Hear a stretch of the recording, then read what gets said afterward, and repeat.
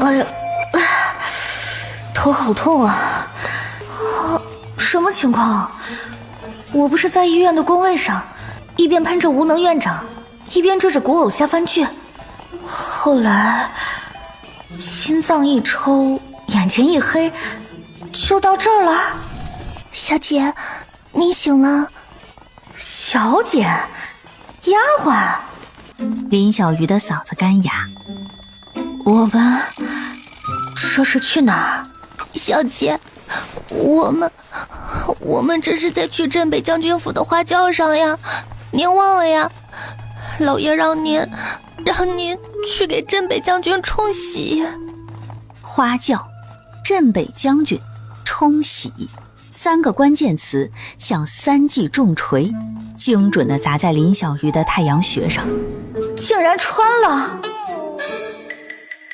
原主跟她同名，也叫林小鱼，是林知县府最不受待见的女儿。因为将军府给的聘礼实在太多，又顾虑其余威，就被亲爹和嫡母打包送上了这顶通往地狱的红色花轿。书里描述，原主胆小如鼠，在上轿前就听多了活阎王的传说，什么坑杀10万将卒，所到之处寸草不生。这轿子还没到将军府，原主就直接把自己给吓死了，然后就换成了他这个猝死的倒霉蛋。小姐，你别怕，虽然将军他名声不太好，还昏迷不醒，但好歹是将军府，咱们以后吃穿不愁。吃穿不愁？管饱吗？有双休吗？5险1金交不交？完了，小姐好像被吓得更严重了。冲喜就意味着老公是个活死人，没人管。将军府呢，有钱，炮灰庶女。不用伺候男人，不用宫斗宅斗，有钱有闲，只需要扮演一个安静的背景板，等着将军咽气，然后当一个富婆寡妇。姐妹们，这是什么人间天堂啊？这哪里是冲喜啊，这简直是提前退休上岸躺平啊！这一世开局直接送豪宅，附赠一个帅哥当长期饭票。虽然快挂了，但这波血赚呐！薛夫人，进了这道门，就该收起那些小家子的做派，往后你最好安分守己，日日祈福，好生服侍将军。若是将军有半点差池，老太太说了，你和那位知县府就提头来见。提头来见？开什么玩笑！我这条命是医院和院长的，是房贷和花呗的，什么时候轮到你个 NPC 来定了？林小鱼才站稳，透过盖头飘起的缝，就看到一只大红公鸡被人抱着，站在他夫君该站的位置上。好家伙，连人都懒得找个替身啊，直接上机了。这是怕我客人的功力太强，连替身都扛不住吗？拜堂。行吧，跟公鸡拜堂总比跟个牌位拜堂要洋气一点。1拜天地，2拜高堂。高堂之上坐着一位面容威严的老夫人，想必就是传说中萧将军的母亲，一手策划了这场冲喜的狠人。老夫人看他的眼神比看那只鸡还要冷漠，仿佛他不是儿媳，而是个会走路的药引子。夫妻对拜。拜完堂，他就被2个丫鬟一左一右架着，穿过重重回廊，送进了新房。一进门，一股浓重的药味混合着高级熏香的味道就扑面而来。这味道林小鱼熟啊，上辈子在爱惜幽轮转天天闻这个。你们都下去吧。他伸手一把扯下了红盖头，管他什么规矩，先看货啊，万一长得歪瓜裂枣，他今晚怕是要做噩梦。这就是他那个素未谋面传说中的活阎王夫君，大景朝的战神萧恒。剑眉入鬓，鼻梁高挺，嘴唇削薄，哪怕此刻双目紧闭，面色苍白如纸，也难掩那惊心动魄的俊美。靠！上辈子那些小鲜肉明星跟这位一比，简直就是土豆和钻石的区别。他伸出2根手指，熟练地搭上了萧恒的手腕，脉象沉迟，气若游丝，是典型的油尽灯枯之象。在这片死寂的脉象之下，他似乎还察觉到了一丝极其隐晦的异常波动。他的目光落在了他的指甲上，在烛光下，萧恒修长干净的指甲缝里隐约可见一根比头发丝还细的黑线。这不是病，这是中毒，而且是慢性毒，日积月累，早已深入骨髓，神仙难救，所以太医们才会束手无策。大哥，你家这浑水也太深了吧，我就是个猝死的社畜啊，能不能放我一条生路？林小鱼揉了揉饿得咕咕叫的肚子，又看了看桌上摆着的合卺酒和几碟精致但量少的点心，风卷残云般吃完点心，又端起酒杯，把2杯合卺酒全干了。反正你也喝不了，那我替你一起喝了吧。吃饱喝足，困意排山倒海般袭来。从穿越醒来到现在，他精神高度紧张，早就累屁了。他走到床边，看着那张帅得人神共愤的脸，哎，帅哥，挪一挪，借我半边床睡睡呗。这婚我结了，堂我拜了，虽然是跟只鸡，这床就该有我一半。再说了，我可是来给你冲洗的，不躺你身边，洗器怎么冲过去？隔着 WiFi 无线冲洗吗？真软啊，真舒服。完了，短命的帅哥夫君。脑袋一歪，不过3秒就彻底睡熟了。帅哥，早啊。萧恒依旧静静地躺着，长长的睫毛在晨曦中投下一小片阴影，薄唇紧抿，哪怕在昏迷中也透着一股生人勿近的冷冽。哎呀，昨晚多谢你的半边床啊，哎呦，睡得那叫一个香。可是你是怎么受了这么重的伤啊？又是谁给你下毒？谁让你变成睡帅哥的呢？回答他的只有清晨微凉的空气。看什么看？没见过美女起床啊？还不进来伺候？少夫人，您醒了，老夫人已在前厅等候，命您醒后即刻前去敬茶。语气却带着几分不易察觉的轻慢。另一个小丫鬟则飞快地瞥了一眼床上毫无动静的将军，嘴角撇了撇，眼中的鄙夷藏都藏不住。一个随时会死的将军，一个粗鄙不堪的冲洗新娘，真是绝配。林小鱼将他们的神情尽收眼底。哟，这小眼神儿是拿我当 KPI 考核了，一个轻慢一个鄙，业绩不错呀。敬茶？你们将军还没醒呢，我给谁敬茶去啊？给房梁吗？自然是给老夫人敬茶。哦，也就是说，我这个新媳妇儿新婚第2天就要撇下自己还昏迷不醒的丈夫，去给婆婆赔笑脸儿？这是规矩，历来如此。行吧，规矩最大。不过呢，我饿了，先给我弄点吃的，吃不饱我腿软，走不动路。我要吃肉包子，灌汤的，再来1碗小米粥，配几样爽口小菜。哦，对了，再来2个茶叶蛋，速度点儿，我耐心有限。他这番歪理邪说，直接把2个丫鬟给说懵了。哪有新媳妇一大早不先去敬茶，反而理直气壮要吃的？前厅的老夫人等得有些不耐烦了，她身边的管家福伯低声道：老夫人已经去催了。哼，催？一个知县之女，攀上我们将军府的高枝儿，不知感恩戴德，还敢拿桥？我倒要看看她能翻出什么花来。昨晚去婚房，只听见一阵惊天动地的呼噜声，气得他半宿没睡着。粗鄙，无礼！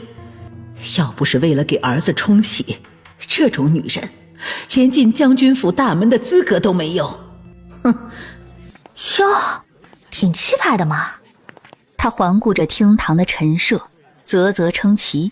萧母看到他这副样子，肺都要气炸了。放肆！见了长辈，为何不跪下行礼？来了来了，终极 BOSS 登场了。瞧这气场，比我们公司更年期的副院长还足啊！婆婆，您这就有所不知了，娶我进门是干嘛的？冲喜啊！喜神临门，那是要被供着的。我这一跪，把喜气跪没了，影响了将军的病情，这责任谁担啊？你强词夺理！萧母气得手指都在发抖。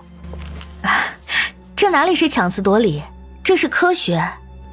林小鱼一本正经的胡说八道。我跟您说啊，人的心情和运势是直接挂钩的。我开心，喜气就足；我委屈，喜气就跑。您要是想将军早点好起来，就得让我吃好喝好睡好，心情愉快，这样才能最大化发挥我的冲喜功效啊！我就是将军府行走的锦鲤，移动的许愿池，懂吗？萧母一口气堵在胸口，上不去也下不来，脸都憋紫了。他本准备了一肚子的话来敲打这个新媳妇儿，让她知道将军府的规矩森严，结果对方根本不按套路出牌，直接把他的所有准备都给干废了。就在这时，刚才那两个丫鬟端着一个托盘进来了，托盘上一碗清的能照见人影的稀粥，一小碟蔫巴巴的咸菜，这就是他们给林小鱼准备的早餐。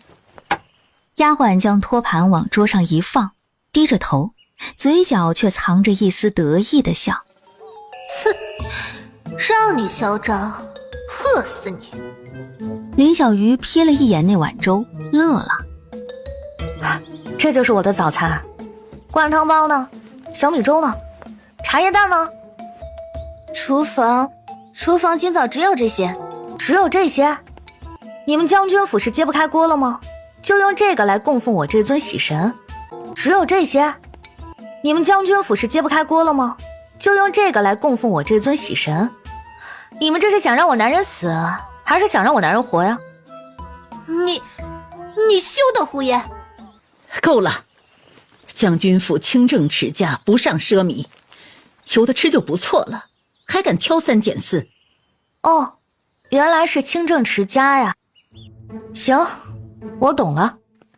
他说完，端起那碗粥，在所有人惊愕的目光中走到了门口，手一扬，哗啦一声，全泼在了院子里的石板上。既然府上这么困难，这等珍贵的米汤还是留给更需要的人吧。我不配。婆婆，既然府里吃不上饭，那我这个冲喜的也得干点活了，不然显得我白吃白喝吗？说吧，厨房在哪儿？今天本喜神亲自下厨，给大伙改善改善伙食。整个前厅死一般的寂静，所有人都觉得这个世界有点魔幻。这个新来的少夫人脑子是不是有什么问题？萧母气得浑身发抖。你手指了半天，一句完整的话都说不出来。福伯赶紧上前扶住他，一边给他顺气，一边朝下人使眼色。很快，几个身强力壮的婆子围了上来。行啊，你们最好一棒子打死我，不然等你们将军醒了，知道你们就是这么对待他唯一的能救他命的冲喜媳妇儿，你们猜他会怎么想？我烂命一条，死了呢就当睡个长觉。你们呐，可都是将军府有头有脸的人物，确定要跟我这个炮灰一换一吗？要是真有什么忌讳，让将军的病适得其反，可别怪我。婆子们迟疑了，纷纷看向萧母。萧母脸色铁青，娶林小鱼可是她求大夏天师卜卦后的结果，无论是生辰八字还是命格，都是极其符合的。你就是林家送来的那个小门小户的女儿。回禀老夫人，小门小户不假，但人还是个活的。一句话让屋里几个下人忍不住偷笑，老夫人脸色一沉。身为将军府少夫人，不懂礼数，不守规矩，传出去让人笑话。那就不传出去。老夫人差点一口气没提上来。这小蹄子简直是个口无遮拦的祸害。来人，把那规矩簿子拿来，让他好好背背。说完，丫鬟抱上来一本堪比新华字典厚度的将军府家训选集。唉，谁家嫁个病丈夫还得过军训呢。以后早晚请按照旧，该立的规矩一个不落，书也得背，罚他抄10遍。啊，10遍？那不是冲洗，是冲我命啊！哼，我看你精神头挺足的呀。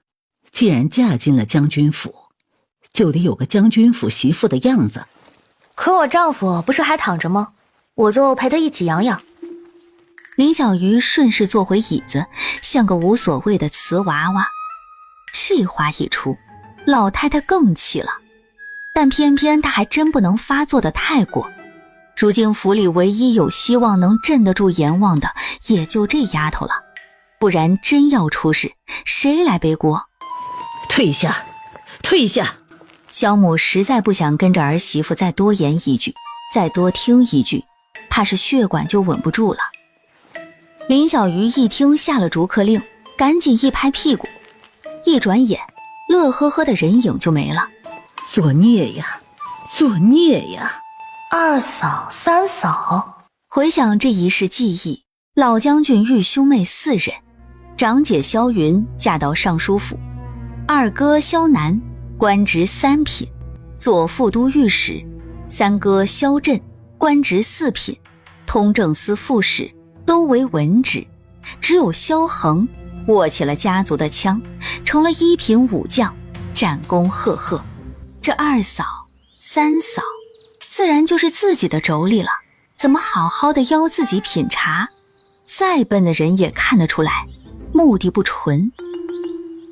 管他呢，火来水挡，兵来将挡，水来土掩。躲这个字儿，自小就没有在我林小鱼的字典里出现过。我还真想瞧瞧，这2位嫂子能请我品什么茶。弟妹，你既已嫁入将军府，便是我萧家的人，往后的一言一行、一举一动都代表着将军府的颜面。李氏的目光扫过林小鱼那双没什么名贵首饰的手，唇角勾起一抹几乎看不见的弧度。知县府出身，终究还是上不得台面，日后在外人面前还是少提为妙，免得让人轻瞧了我们将军府。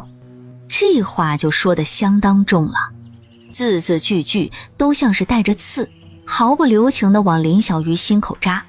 旁边的张氏停下了摇扇的动作，嘴角噙着一抹幸灾乐祸的笑意，准备看林小鱼如何羞愤难当。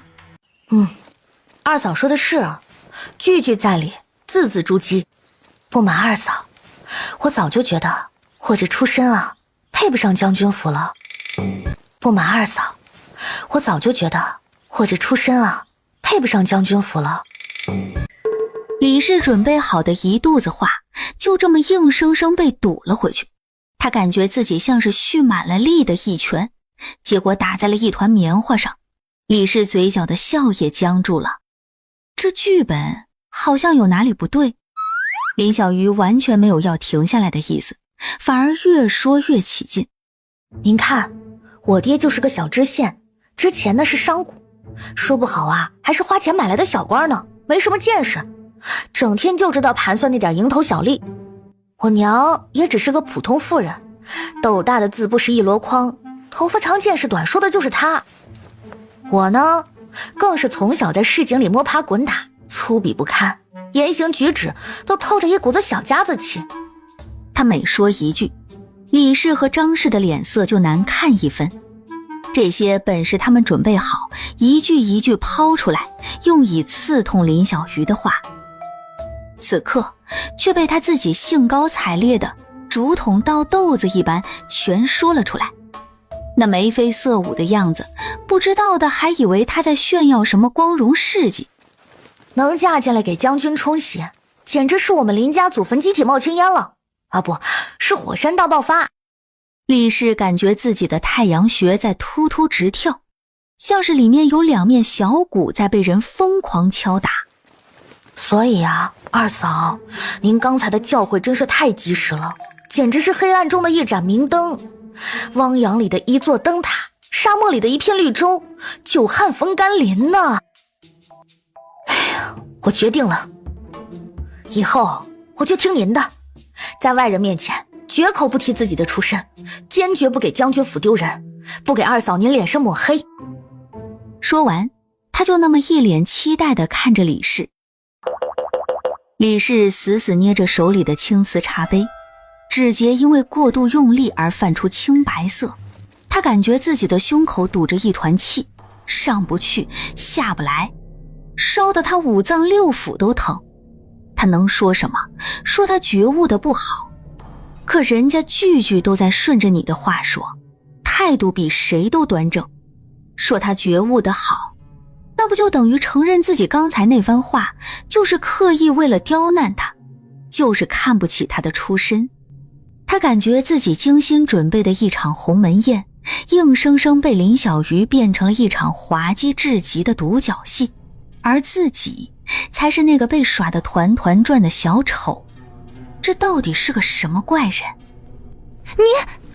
李氏气得嘴唇都在发抖，半天挤不出一个完整的字。李氏气得嘴唇都在发抖，半天挤不出一个完整的字。努力憋着笑的张氏终究是没忍住，他刚喝进嘴里的一口桂花茶，就这么毫无预兆地喷了出来，当即被呛得撕心裂肺地咳嗽起来，一张保养得宜的俏脸涨得通红，眼泪都出来了。头有些晕，我先回去了。他再也待不下去一刻，多待1秒他都怕自己会控制不住，当场失态。张氏也顾不上仪态了，一边咳一边追了上去。二嫂，等等我。少夫人，该给将军喂药了。喂药？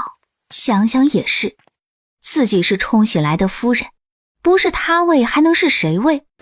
好，夫人，请吧。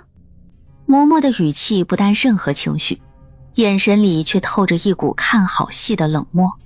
谁都知道给昏迷不醒的人喂药是件多难的差事。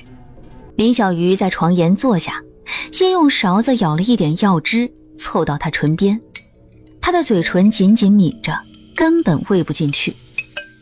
药汁顺着他的嘴角滑落，在他的衣襟上阴开一小块深色的痕迹。哼，你也不过如此。兄弟，该输液了啊！干了这碗，祝你早睡早起，身体好。他一手小心地托起萧恒的后颈，让他微微仰起头，靠在自己臂弯里。这一次，药汁顺利地流了进去，一勺又一勺。林小鱼喂得极有耐心，直到碗底见空。一旁的嬷嬷和春杏像是傻了眼，之前他们可是要挣扎半天才能喂进一点点。难道刚才他念叨的是什么咒语？林小鱼歇了口气，正想将萧恒的头放回枕上，眼角的余光却瞥见了他搭在颈背上的那只手。而就在刚才，那只手的中指似乎极轻微地蜷缩了一下，快得像个错觉。林小鱼的动作停住了，他屏住呼吸，视线死死地定在那根手指上。1秒2秒，那只手静静地躺着，再无任何动静。是肌肉的无意识抽搐吗？还是提前诈尸了？他俯下身，仔细端详着萧恒的脸，他依旧双目紧闭，呼吸平稳，那张俊美的脸上看不出任何变化。可刚才那一下真实的不像幻觉。去，把将军平日里用的药方拿来给我看看。这萧恒有问题，有的救。他上辈子虽然是个社畜，但毕竟是正规医学院毕业的，本科加研究生7年，也背了不少堂头歌，也认识不少草药。这股味道，药味很复杂。待春杏拿来了药方，一一比较，林小鱼的脊背瞬间窜上一股寒意。这张方子是谁准的？是御医亲自看过的。御医？母亲呢？老夫人自是不懂。再说御医开的方子，自然不会有什么问题的。以后的药都交给我喂了。少夫人，这可是老夫人吩咐的，1天都不能断。我说交给我。行了，今天就这样吧，你下去吧。哎，兄弟，你说我该怎么办呢？救你吧，我可能小命不保，好日子也到头了；不救你吧，我良心不安，而且你挂了，我估计也得跟着陪葬。哎呀，这简直就是个死局啊！要不这样，你给我托个梦，告诉我害你的人是谁，我看看我惹不惹得起，再决定救不救你，怎么样？这药方到底是谁的手笔？又有谁能够直接瞒过萧府上下？又或者说让他们都没有产生怀疑？肚子一阵响，帅哥，你都睡了这么长时间了，也不在乎这一下子，要不我先出去弄点吃的？林小鱼溜溜达达地晃到了将军府的后厨。夫人有何吩咐？哎，大哥，商量个事儿呗。不敢当，夫人有事尽管吩咐下人去做就是了。别介，这事儿他们干不了，得我自己来。大哥，借你厨房一用，再借点食材。夫人，这不合规矩。哎呀，规矩是死的，人是活的嘛。我就是想自己做点家乡的小吃，不算什么大事儿。再说了，我这是在给将军祈福呢。祈福？对呀，我们家乡有个说法，冲喜的新娘子呢，亲手做一顿红红火火的饭菜，能去晦气添喜气，吃的人越多，福气越旺。这套说辞精准地踩在了萧母迷信的每一个点上，大厨就算不信，也不敢公然反驳。放心，不耽误你们准备明日早膳，我就借个角落，很快的。猪油被切成小块下锅，随着温度升高，慢慢融化，一股霸道无比的香气瞬间炸开，辛辣浓烈，带着油脂的焦香蛮横地冲进鼻腔。辣香爽，就是这个味。他又夹起一片烤得焦香四溢的五花肉，用一片生菜叶子包住，一口咬下，生菜的清爽中和了烤肉的油腻，肉质的焦脆与鲜嫩在口中完美结合，太幸福了。夫人，您做的是什么神仙吃食啊？这个叫火锅，那个叫烧烤。一个人吃没意思啊，大家一起来呀！来，都别站着了啊，自己动手，丰衣足食。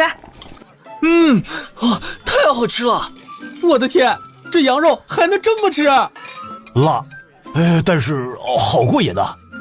很快，一群人就围着2个炉子，吃得热火朝天，满头大汗。总有些惊奇的际遇，比方说当我遇见你。宵夜他吃得心满意足，眼皮越来越沉。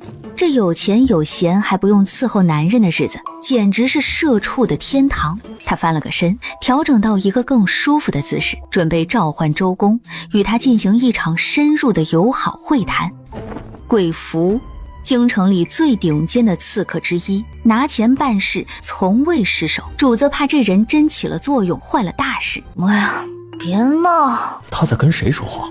院中明明空无一人，难道他发现我了？不可能。贵福从腰间摸出一个极细的吹筒，将一枚淬了见血封喉剧毒的银针含入口中。就在他鼓起腮帮，即将吹出那夺命一针的刹那，一声猫叫打破了寂静。躺椅上的林小鱼被惊得一个机灵，猛地翻了个身。贵福含在嘴里的毒针差点因为这突发状况而呛进自己喉咙。那只猫出现的时机太过诡异，贵福的后背渗出了一层细密的冷汗。方才他明明听到那女人说过，总有些惊奇的机遇，比方说当我遇见你这样的话。他压下心中的惊疑，再次举起了吹筒，这次他瞄准的是他的后心。砰的一声，鬼符握着吹筒的手猛地一抖，那枚毒针就这么不受控制地吹了出去。银针擦着林小鱼的衣角飞过，最终噗的一声，深深钉入了他身后的银杏树干。躲开了，他又躲开了。一个看似人畜无害的冲喜小妇人，却能在他这位顶尖刺客的眼皮子底下2次3番的化解必杀之局，甚至他连眼睛都没睁开。这已经不是武功能够解释的了，这是宗师的境界，是对杀气与危机的本能预判。谁呀？大晚上的还让不让人睡觉了？情报有误，致命的错误。镇北将军府的这个新夫人根本不是什么带来厄运的丧门星，她是一个比镇北将军本人还要可怕的存在，再不走恐怕就走不掉了。哎呀，风还挺大，冷飕飕的，还是回屋抱着我的睡美男老公睡觉舒服。兄弟，有知觉吗？没醒，我待会儿再问一遍。我跟你说啊，你这个府里的人呢，以前是不是都过得特压抑呀？手顺着胳膊往下，最后落在那线条分明的腹肌上。腹肌还在，8块不多不少，财产盘点无误。说真的，小恒，你这配置相当可以了，有钱有颜有身材，还不用履行夫妻义务，完美老公啊！除了可能随时会死这一点，几乎没缺点啊。你都不知道，外面那些贵夫人表面上说我守活寡，其实不知道多羡慕我，不用伺候男人，不用生儿育女，有钱有闲，想吃就吃，想睡就睡。这不是守活寡，这是提前过上退休神仙的日子。所以你千万别着急醒啊，现在这状态就挺好，人人都满意。你要是醒了，打破了这份来之不易的和谐，我跟你讲，我第一个不答应。你一醒，我就得给你端茶倒水立规矩，你娘就得天天盯着我，妯娌们又得变回塑料花，下人们也不敢上头和躺平了，整个将军府的幸福指数会断崖式下跌的。这个责任你负得起吗？所以为了大家，为了我，也为了你自己，能继续享受5星级的睡美人服务，继续躺着吧，好吗，老公？那一直紧闭的眼帘下，睫毛似乎动了一下，而那被他指尖触碰的薄唇也机不可察地抿紧了。你做梦了？梦见什么了？嘴巴动了这么一下，是梦见我做的火锅了吗？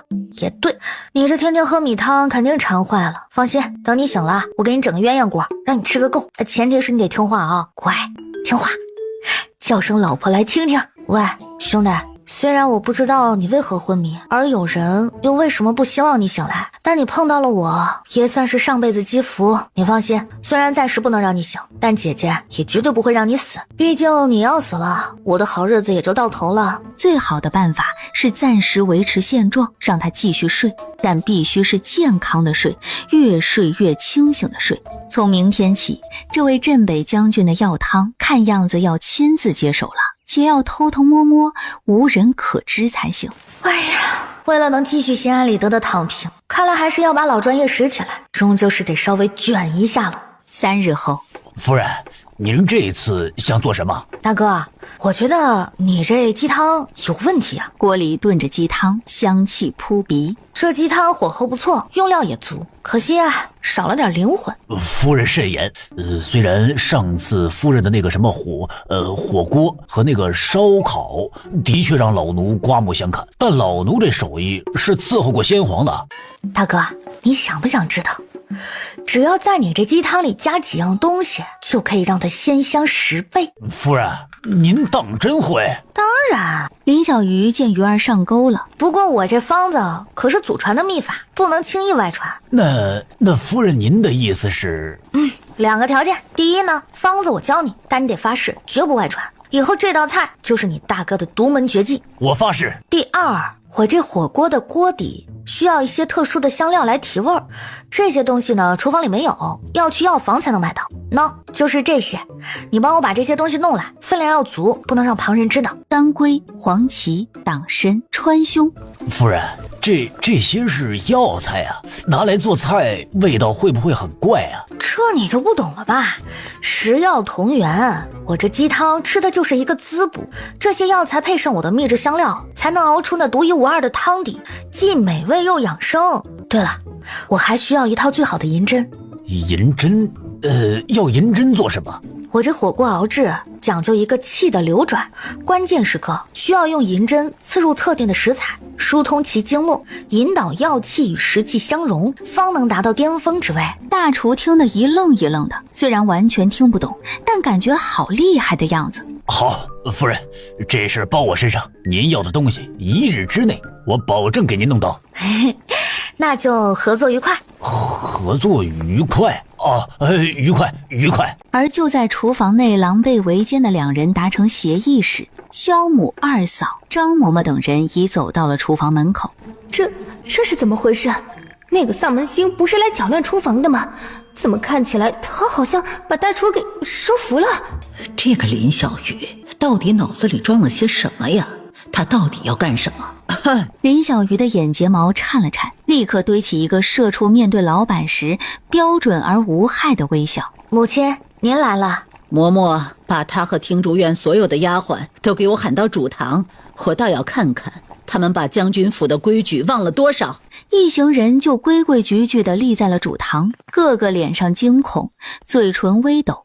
沾眉占相，一个偌大的将军院子，如今竟连半点规矩也无。身为将军夫人，一言一行都代表着镇北将军府的脸面，岂能如此随意啊？成何体统？母亲说的是，这府里的风气的确是该好好整顿了，尤其是四弟如今身子未愈，最是需要清静安宁，不能被一些不祥之事扰了气运。弟妹刚进门，许是不懂我们府里的规矩，这也不能全怪下人。母亲嫂子们说的对，我完全赞同。规矩乃立家之本，必须严抓。这番表态让准备好一肚子说辞的萧母和两位妯娌又都愣了一下，今天又不按常理出牌。我认为目前府里最重要的规矩就是保证我这个冲喜新娘身心愉悦，吃好睡好。全场寂静，连空气都仿佛凝固了。我的核心任务是什么？是冲喜，是给将军带来好运。这就好比种庄稼，我就是那颗能带来丰收的种子，你们总得给我松松土施施肥吧。一天到晚让我提心吊胆，规矩这个计较那个，我心情能好吗？我心情不好，运气能好吗？运气不好怎么冲喜啊？所以呀，为了将军，为了我们整个萧家，让我躺平，就是我们家目前最重要、最核心、最不容动摇的规矩。简直是歪理邪说，闻所未闻。二嫂此言差矣，你看我嫁过来这些天，将军的情况是不是稳定多了？这句话精准地戳中了萧母的软肋，萧恒的情况确实在冲洗后肉眼可见地稳定了下来，这也是他对林小鱼再看不顺眼，也只能捏着鼻子忍了的根本原因。即便如此，你也不能带坏府里的风气，那些下人有样学样，都学着你懒散怠惰，这府里岂不乱套了？这怎么能叫懒散呢？这叫能量守恒。你想啊，大家把干活的力气省下来，攒着，关键时刻就能把这些能量转化成祝福和意念，集中起来 biu 的一下全发射给将军。这叫意念冲洗，精神疗法，比什么都管用。萧母被他一连串闻所未闻的词汇砸得头昏脑胀，什么能量守恒，什么意念冲洗，他活了半辈子就没听过这么离谱的说法，可偏偏这说法又紧紧扣着他最在意的冲洗二字，让他想发作都找不到由头。罢了罢了，都散了吧。林小鱼则像个打了胜仗的将军，还好，碰瓷成功，立规矩的风波暂时过去。御医送来的药，他早知有鬼，朝廷如斯，豪门后宅阿杂事多，谁知道这萧恒是得罪了什么人，在这药里做了手脚。晌午，他提着一个跟大厨交换来的食盒，偷摸着独自一人走进了听竹院的库房。正式开整，夕阳西下，张嬷嬷端着一碗黑褐色的药汤准时出现。夫人，将军的药好了。放那儿吧，我喂将军喝。啊，那老奴就在门外候着，夫人有事就叫我。他迅速将张嬷嬷送来的那碗药倒进旁边一个不起眼的痰盂里。他端着那碗凝聚着自己未来希望的药。兄弟，喝药嘞！这药可是我亲自给你熬的，独家配方，童叟无欺。外面那碗喝了虽然死不了，但想醒过来可就难喽。萧恒依旧静静地躺着，呼吸平稳，面容俊美如玉石雕琢，药汁顺着他的喉咙滑下，他的喉结无意识地滚动了一下。林小鱼又喂了一勺。我这人没什么大志向，就想找个地方好好躺着，当条咸鱼。你呢，就是我精挑细选的长期饭票，不是豪华大床。所以你可得争气点，赶紧醒过来。今天你妈又想给我立规矩，被我用科学理论给驳回去了，厉害吧？你那2个嫂嫂也不是省油的灯，可惜道行太浅，完全不是我的对手。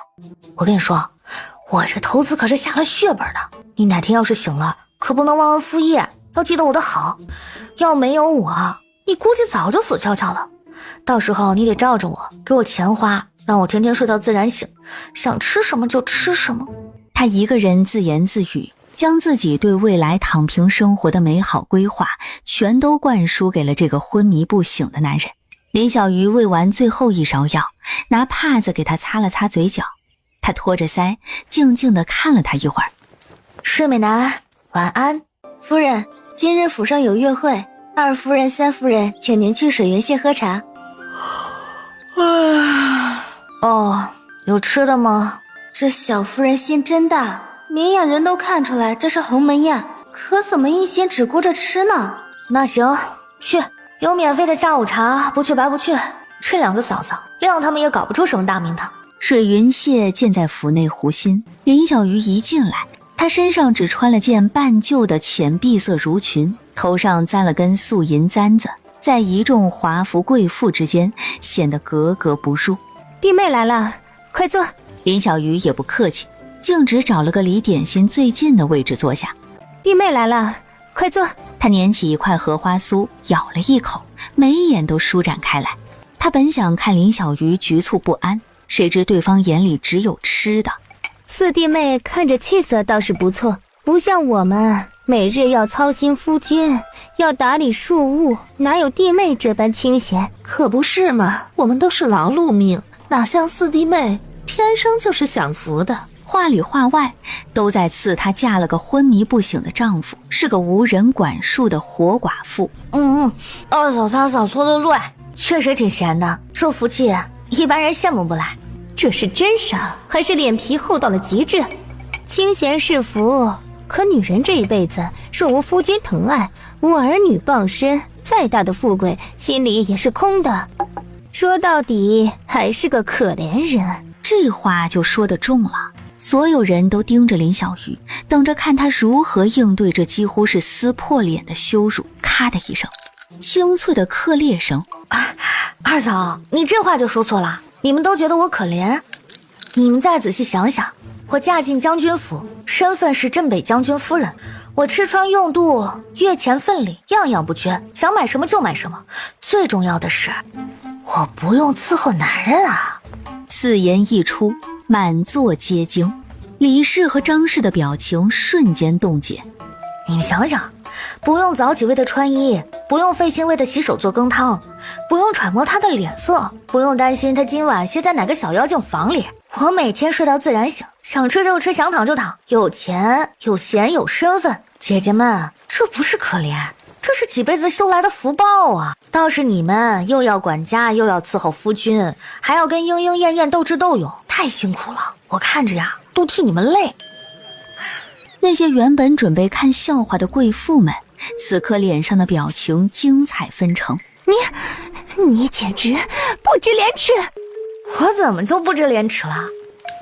我说的句句是实话呀。2嫂3嫂，你们也来点，这瓜子是新炒的，五香味的，可香了。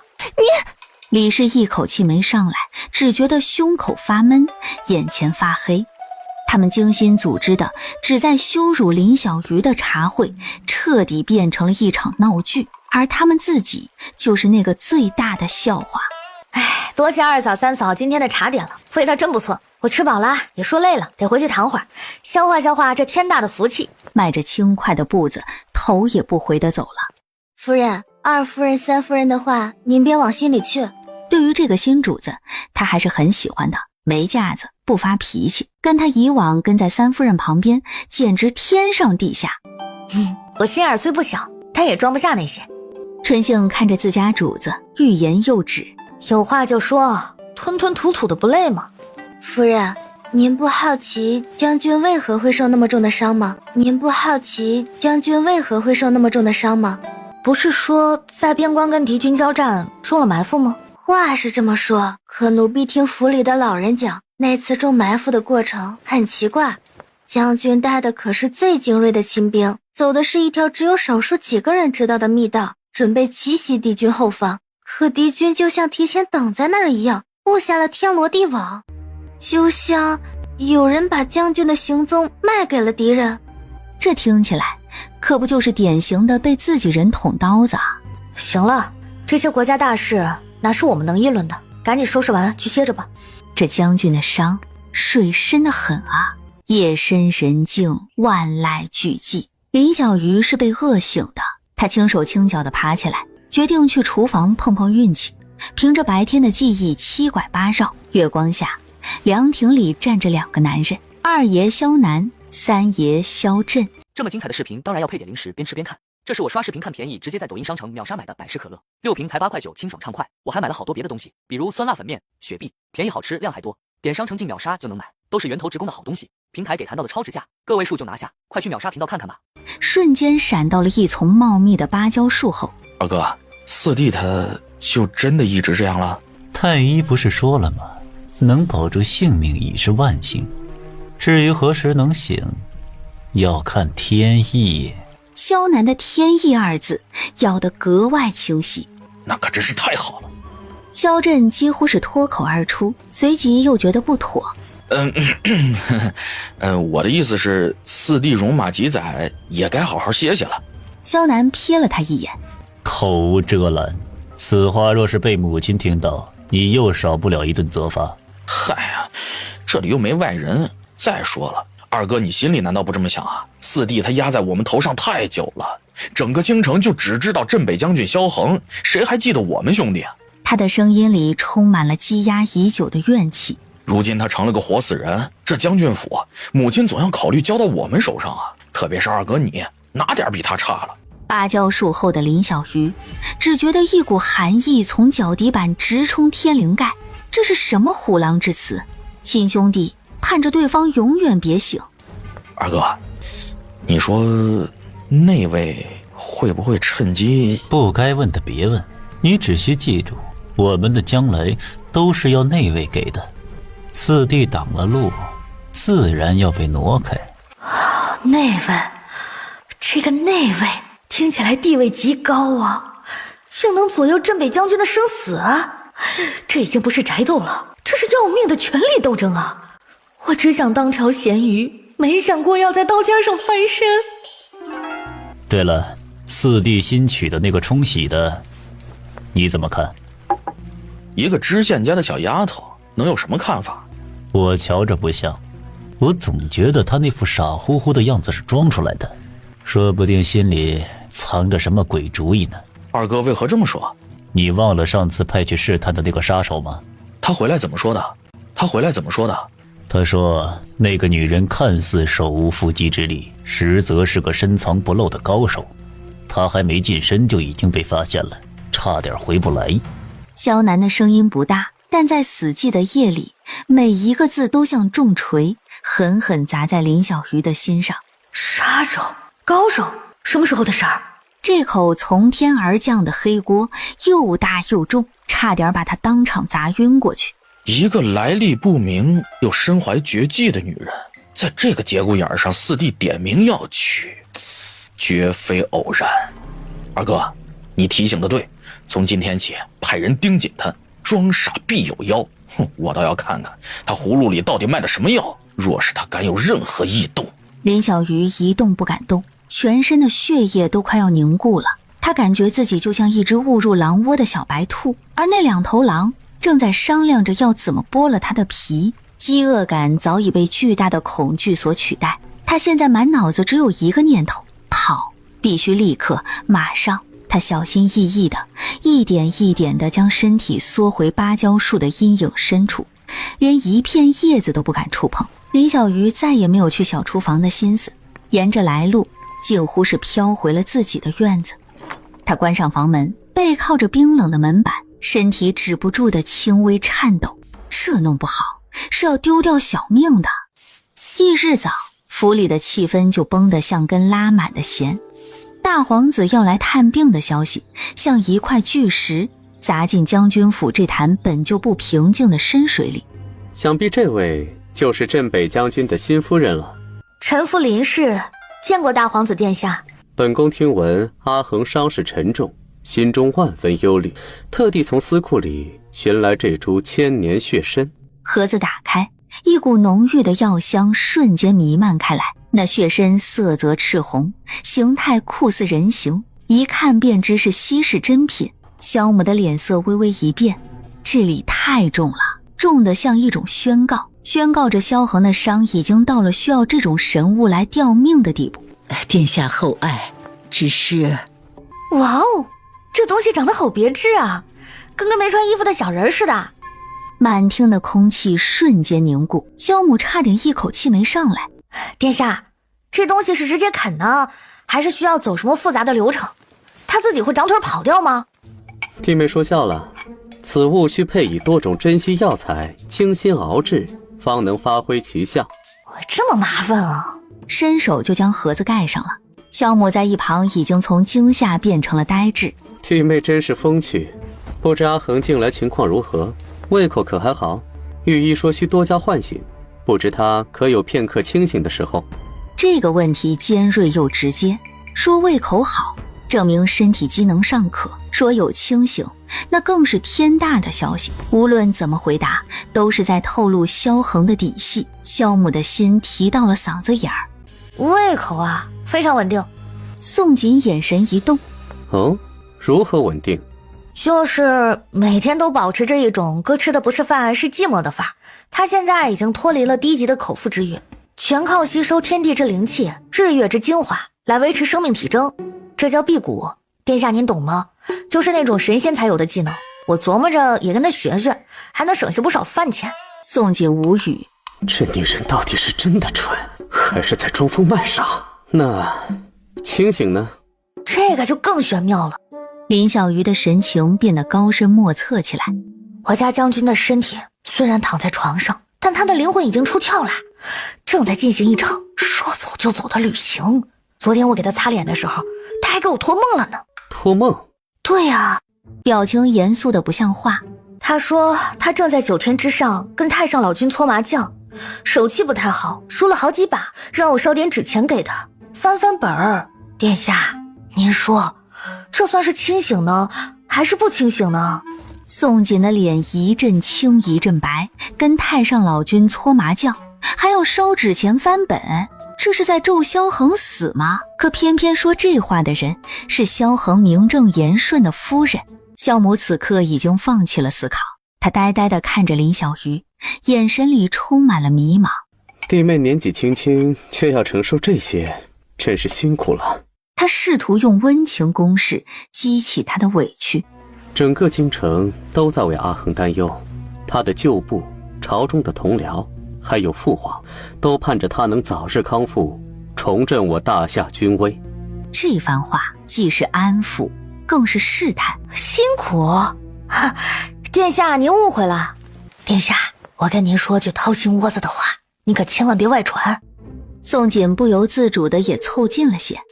您想啊，不用伺候男人，他还昏迷不醒，不会管我，不会跟我吵架，他的俸禄，他的私产，现在还不都是归我管？我每天睡到自然醒，想吃什么就吃什么，想买什么就买什么，有钱有闲有身份，还没老公烦。殿下您说我这是不是几辈子修来的福报？我每天做梦都要笑醒，生怕他哪天突然醒过来，破坏了我这美好的闲余生活。所以啊，您和大家就别盼着他醒了，让他多跟太上老君搓几圈麻将，挺好的，真的。宋锦僵在原地，福报，做梦笑醒，生怕他醒过来。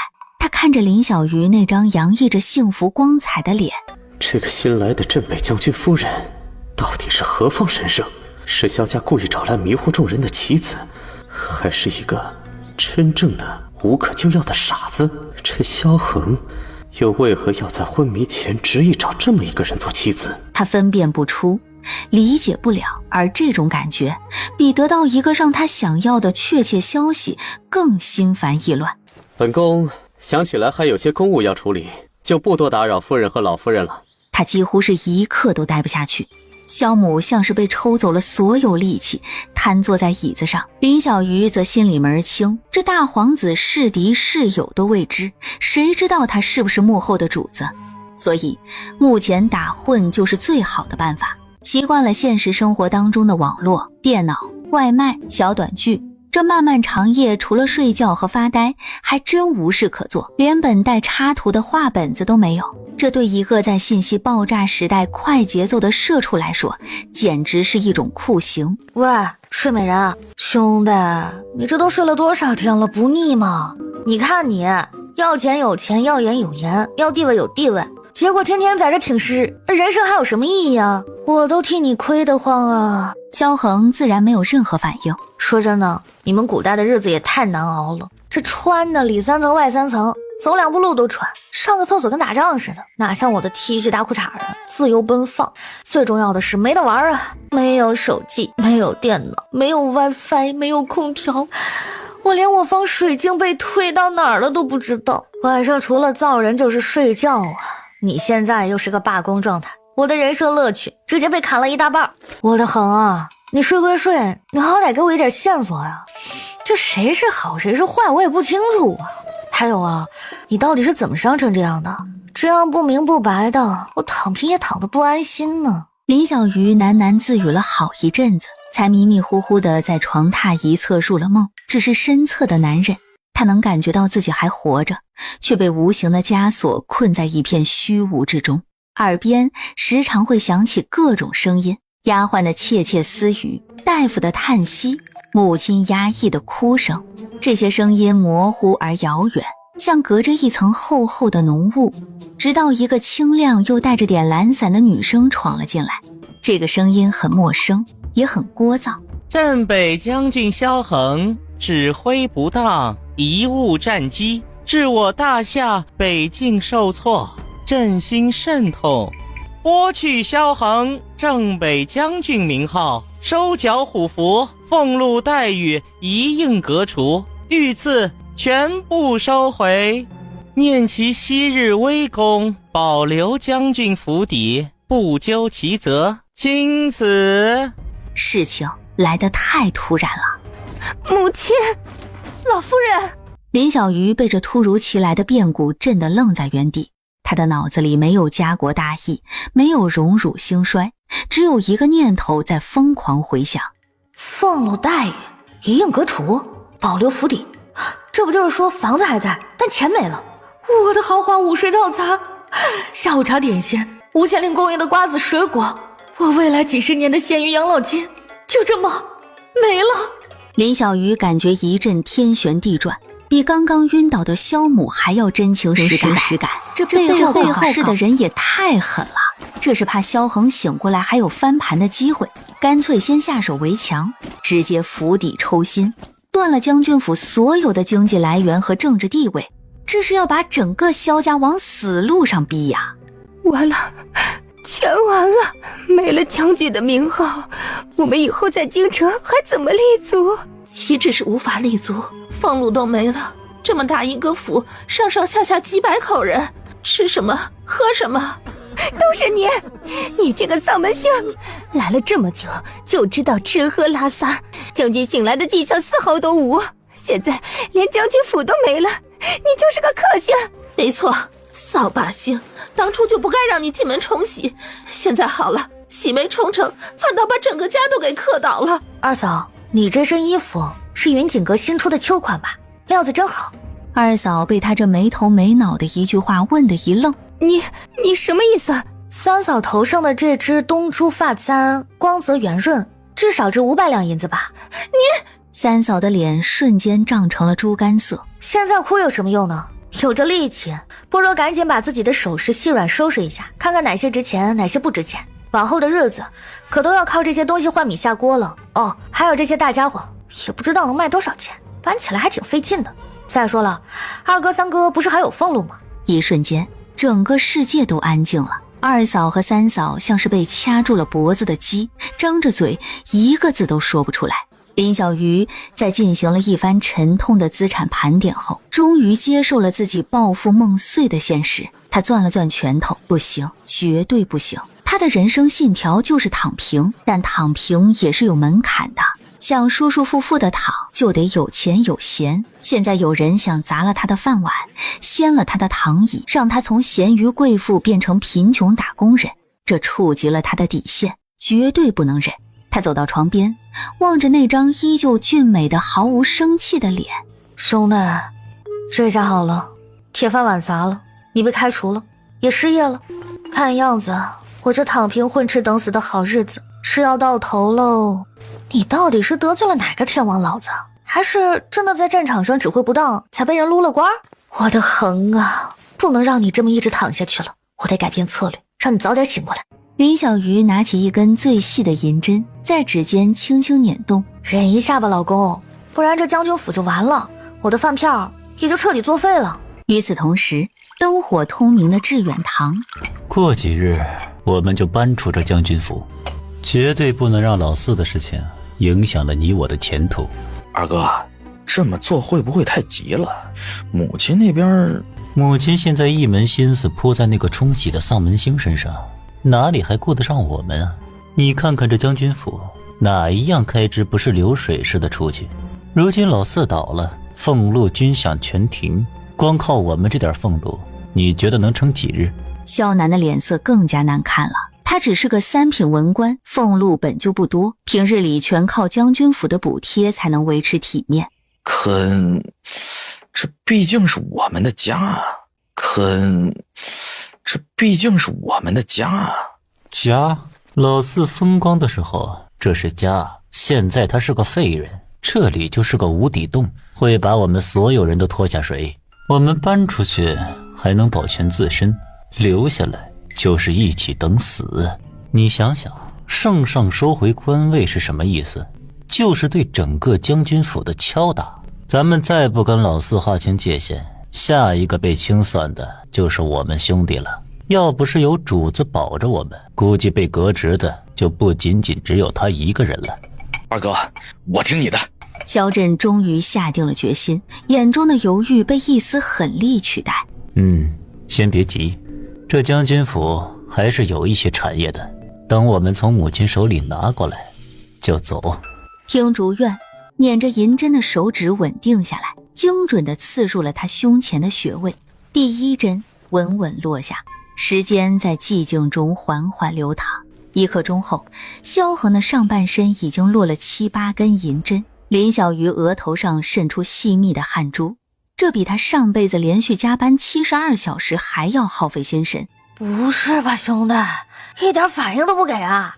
好歹配合一下，动动手指头也行啊。就在他准备放弃，打算明天再战的时候，他眼角的余光似乎瞥见萧恒搭在身侧的右手小指极轻微的蜷缩了一下，动作很小，小到林小鱼以为是自己眼花了。他立刻俯下身，死死盯住那只手，1吸2吸3吸，那只手又恢复了寂静，再无任何动静。是错觉吗？有门儿。致远堂的萧震和萧南已经彻底敲定了计划。明日一早，我们就去母亲那里，把现有的、值钱的都要拿过来，姿态要做足，配合要到位。母亲为了老四，为了萧府，定会答应。这样既全了我们的名声，也断了后顾之忧。二哥想得周到，只是那个林氏一个冲喜的傻子罢了，哪里是什么高手，定是那晚碰巧让杀手看走了眼。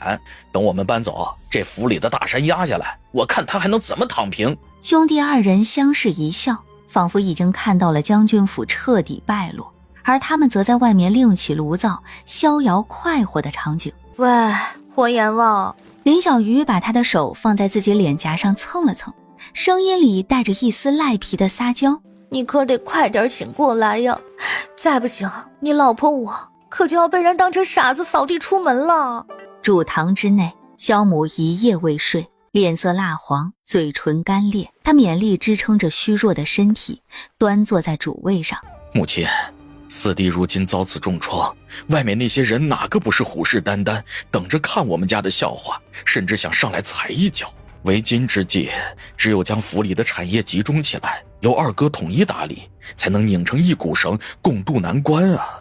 母亲，儿子不才，但是为了将军府，为了把四弟治好，儿子愿意一肩担起这份重担，哪怕是呕心沥血，也要保全我萧家基业。是呀，母亲，二爷向来稳重，交给他我们都放心。母亲，您要保重身体，切莫再为这些事操心了。你要是再有个三长两短的，叫我们这些儿媳妇怎么活呀？言语间满是孝顺体贴，仿佛他们才是萧母的亲生女儿。看着眼前这出堪比年度大戏的兄友弟恭，妯娌和睦，编辑真浮夸呀。这些人目标倒是很明确，夺权夺产。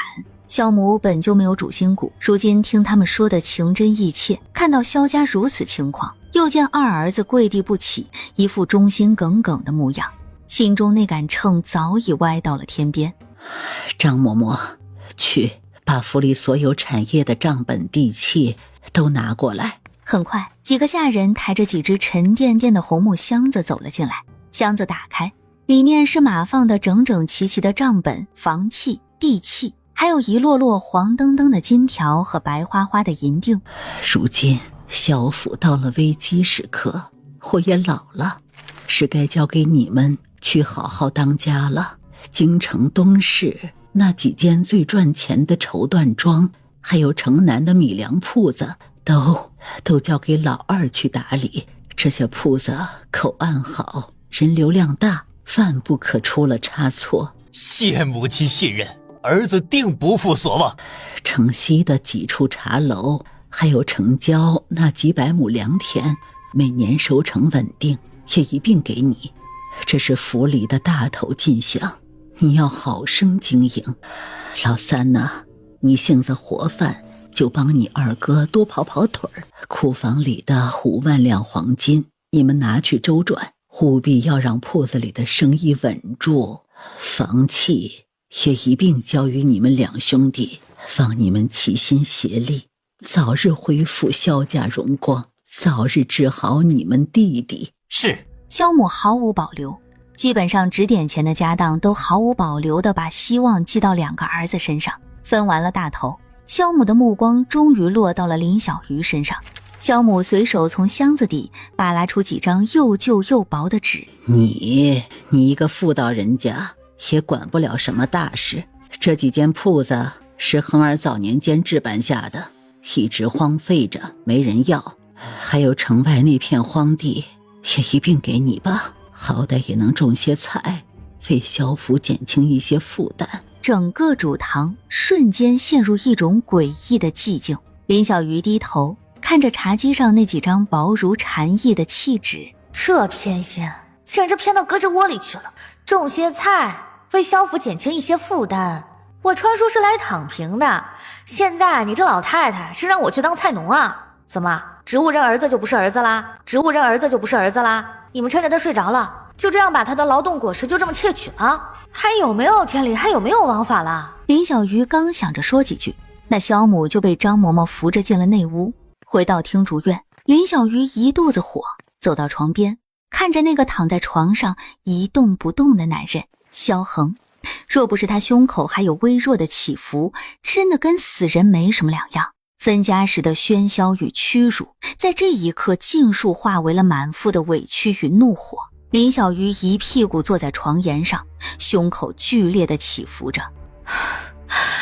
萧恒啊萧恒，你冲喜点女人点谁不好啊？偏偏要点林小鱼。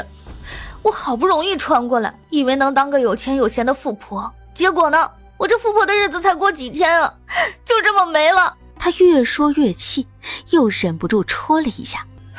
你看看你的好母亲好哥哥好嫂嫂，我还有气儿呢，他们就这么迫不及待的把你的家产给分了，就给了我50亩鸟不拉屎的荒地。50亩啊，你听见没有？我上辈子加班加到猝死都没有见过这么多地，那可是荒地呀，能干啥呀？种金子吗？他的声音里带着哭腔，却一滴眼泪都挤不出来。你快醒醒吧，你的家产都被你好哥哥们抢走了，再不行，你老婆我就要带着你的50亩荒地去西北喝风了。他对着那个昏迷不醒的人一通输出，仿佛要把所有的怨气都发泄出来。等发泄完了，心里的火气也消散了大半，只剩下一种无力的疲惫感。这事儿总归不能全怪他。叹了口气，林小鱼从床沿上站起来，转身坐在了窗口，支着下巴望向了天上那轮清冷的明月。老天啊，你对我林小鱼不公平啊！上辈子卷生卷死，好不容易能喘口气，你一脚给我踹到这儿来了。来了就来了吧，嫁给个植物人我也认了，至少吃喝不愁，还能提前过上退休生活。可现在算怎么回事啊？难道这辈子我就是个可怜命吗？他吸了吸鼻子，心里泛起一阵酸楚。从来到这个世界，他就像一叶浮萍，无根无依。本以为将军府是个可以暂时躺平的避风港，没想到这么快就翻了船。只是稍微疲惫的身影后面，他没看到，在那张寂静的床榻之上，那个被他戳了半天骂了半天被判定为植物人的男人，长长的睫毛不受控制地颤动了好几下，细微的动作在静谧的夜色中无人察觉。紧接着，那双紧闭了数月的眼皮也微微动了动。去把二爷和三爷都叫过来。萧母声音里透着难以掩饰的虚弱。林小鱼一手端着个青瓷碗，另一只手拿着勺子，正小口小口地往嘴里送着什么。你给我站住！萧母看着他那副没心没肺的样子，气得浑身发抖。你看看你还有心情吃东西？将军府都成什么样了？你这个灾星，你平时疯疯癫癫也就罢了，现在还跟个没事人一样，你的良心是被狗吃了吗？林小鱼不紧不慢地咽下嘴里的白粥，米粒的清甜还在舌尖萦绕。人是铁饭是钢，一顿不吃饿得慌，就算是天塌下来也得先填饱肚子不是，不然哪有力气扛着呀？你还敢顶嘴？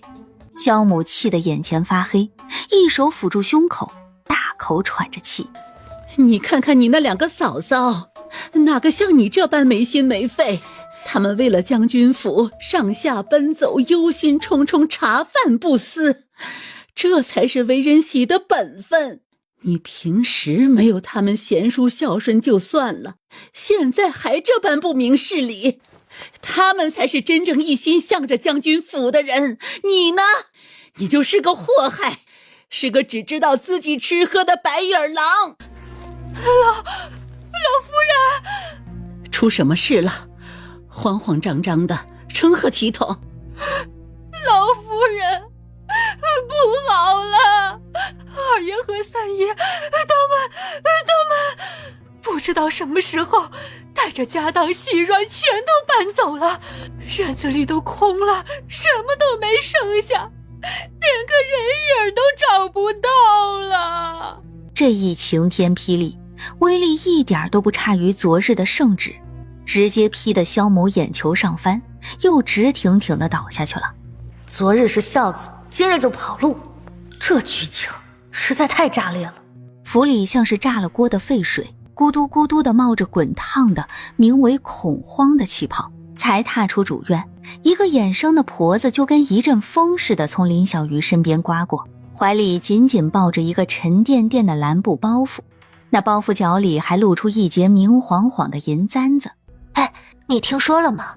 二爷和三爷卷了这将军府里最值钱的东西跑了。何止呀，我刚从老夫人院里过来，说是老夫人一口气没上来，直接晕过去了。天爷呀，将军昏迷不醒，老夫人又倒了，这府里是要塌了呀！快别说了，咱们也想想后路吧。这府里没了主心骨，还不是任人宰割？两人惊惶地对视一眼，随即像两只受惊的兔子，一溜烟地消失在抄手游廊的尽头。跑路了，库房空了，老夫人晕了。这些词汇组合在一起，在他脑子里自动翻译成了一行加粗加红的血淋淋大字：警告，你的长期饭票即将失效。床上，萧恒依旧安静地躺着，他睡得那么安稳，眉眼舒展，长长的睫毛在眼下投出一片浅淡的阴影，仿佛外面天翻地覆也与他无关。喂，萧恒，我的恒啊，你可真是睡得沉呐！外面都快翻天了，你知道吗？你的好二哥好三哥带着你用命拼来的金银细软跑路了，你老妈可是什么都没留给我们呀，他们是连夜跑的，谁都没有反应过来，估计这会儿啊都出城喝庆功酒去了。还有你妈那个天天想给我立规矩的老太太，哎呀，她老人家呀听了自己孝顺的二儿子三儿子跑路的这个好消息呢，直接给气晕过去了，现在还不知道是死是活呢。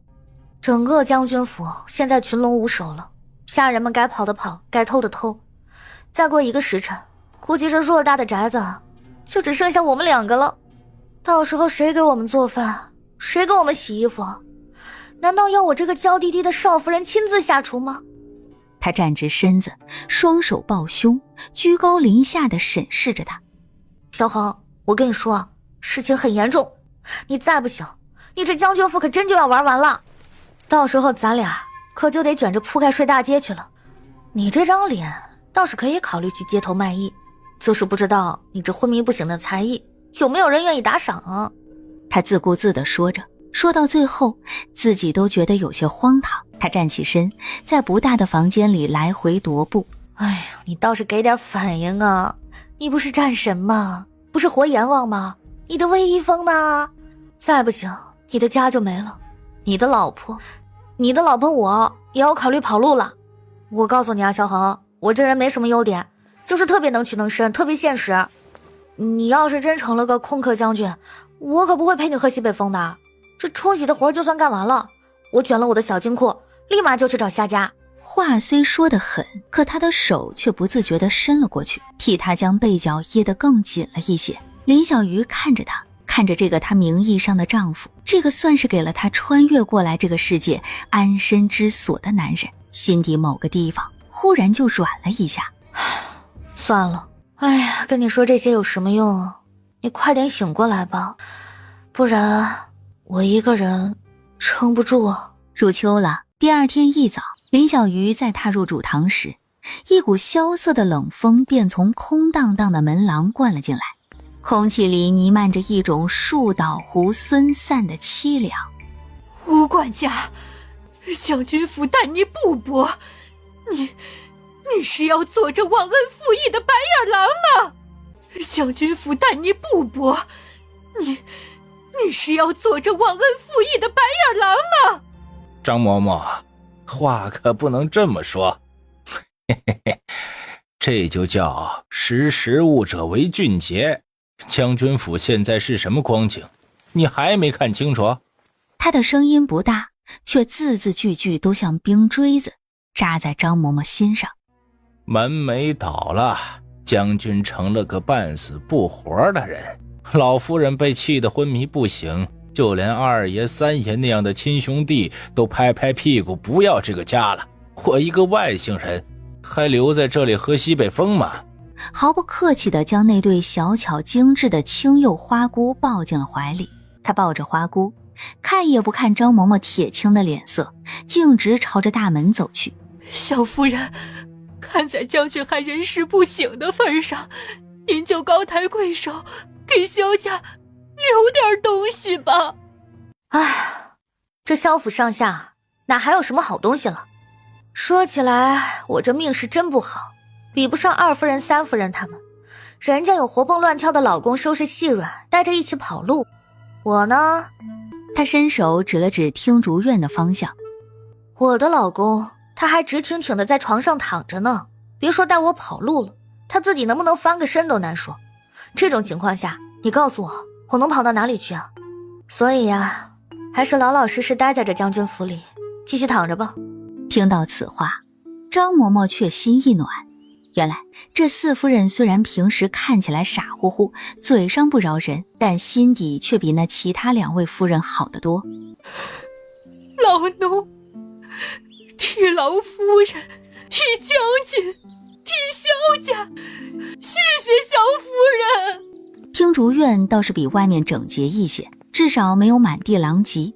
昨晚他也私藏了一些值钱的物件，总不能真的什么都无所谓，躺平也要基础啊。你不走吗？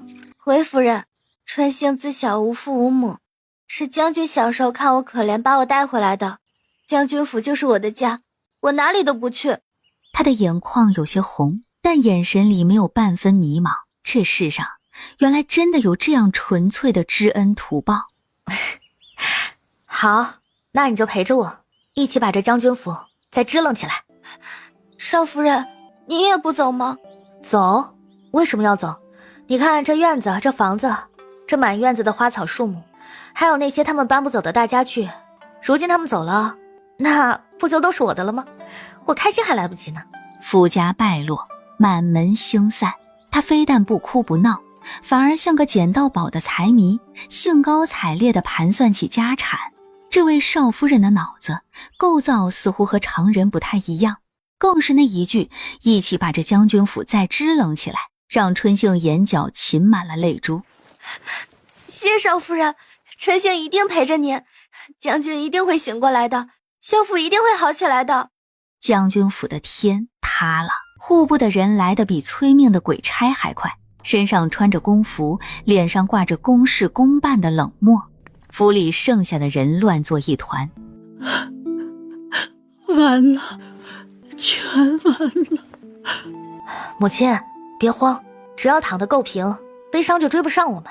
萧母的哭声卡在了喉咙里，整个人都愣住了。您看啊，至少这房子他们搬不走啊，咱们还有个遮风挡雨的地方，而且我们不是一无所有。您忘了您之前分给我的那些家产不都还在吗？萧母的脸白了又青，那些东西哪里是家产，分明是他当初为了羞辱这个冲喜媳妇从箱子角落里扒拉出来的垃圾。您看啊，京城外那几十亩薄田虽然贫瘠了点，据说种啥啥不长，连草都长得有气无力的，但面积大呀，躺在上面打滚地方宽敞啊。还有城西角落那几间铺子虽然快倒闭了，但好歹是个实体产业。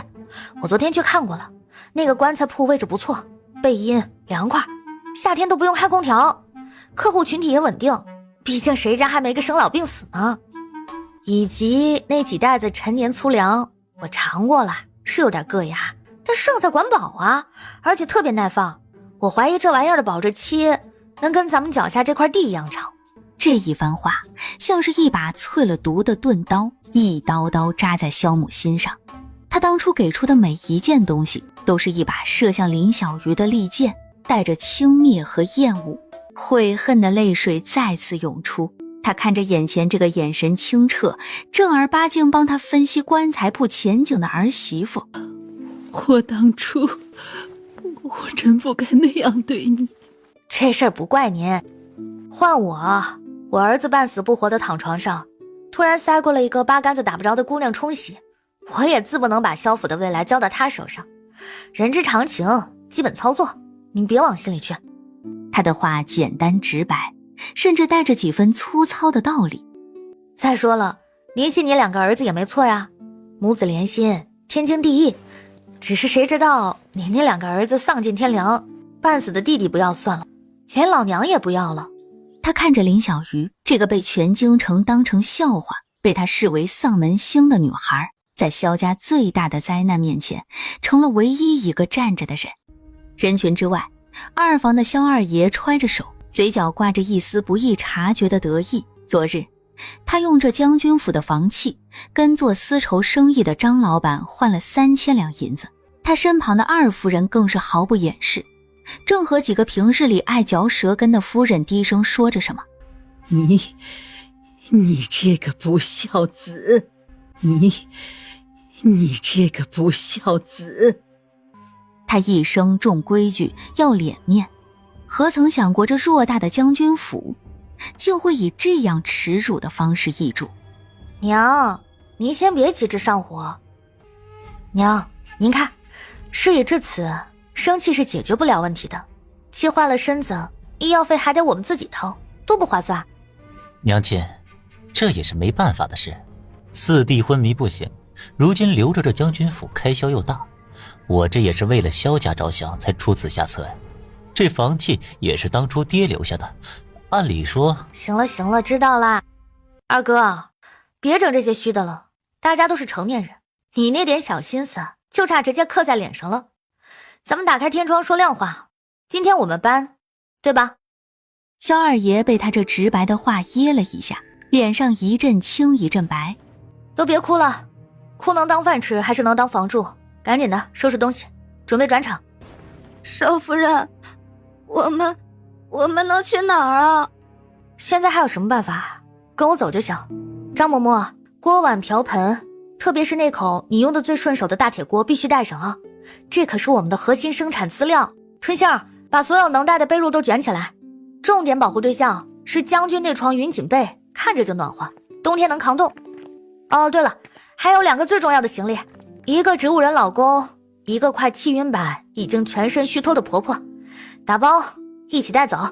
我还没晕呢，我哪里都不去，死也要死在这里。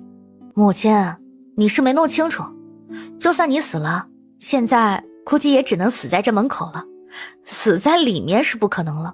整个将军府就在林小鱼这种堪称奇葩的指挥下，展开了一场轰轰烈烈的搬家大作战。一辆吱吱呀呀的破旧板车就成了他们全部的交通工具。萧恒，那位令人闻风丧胆的活阎王，此刻正安安静静地躺在板车上。我的恒啊，你的好日子也到头了。林小鱼倒是不以为意，他坐在车沿上晃荡着双腿。少夫人，您怎么一点都不难过？难过啥呀？有什么用啊？难过，难道我们的房子就会回来？那些个贱人就会把将军的家产还回来？不会吧？那难过啥呀？哎呀，只是换个地方躺平而已。再说了，你没听过一句话吗？只要我跑得够快，难过就追不上我。我们现在这是战略性转移。车轮滚滚，碾过京城繁华的街道，最终停在了城郊一处田庄旁的破旧小院前。萧母扶着门框，只看了一眼，便眼前一黑。早知道当时分家产的时候，就给这老四一家多留几间好的，除了怪自己，他还能怪谁？看看这采光，全景天窗，通风效果一流。再看看这满院的绿植，纯天然氧吧，风水绝对是上等的风水宝地。众人无语。萧母看到此时的场景，情绪激动地说：我打死也不住在这儿。母亲，方才你说打死都不离开将军府了，还不是离开了？这不是没办法的事儿吗？我还有一些银子，就能换个号。喏，母亲，你还要不要给他治病了？现在朝廷可不管他了，太医也不来了。萧母立刻垂下了眼眸，长叹了一声，终是接受了现实。张嬷嬷，你会烧饭吗？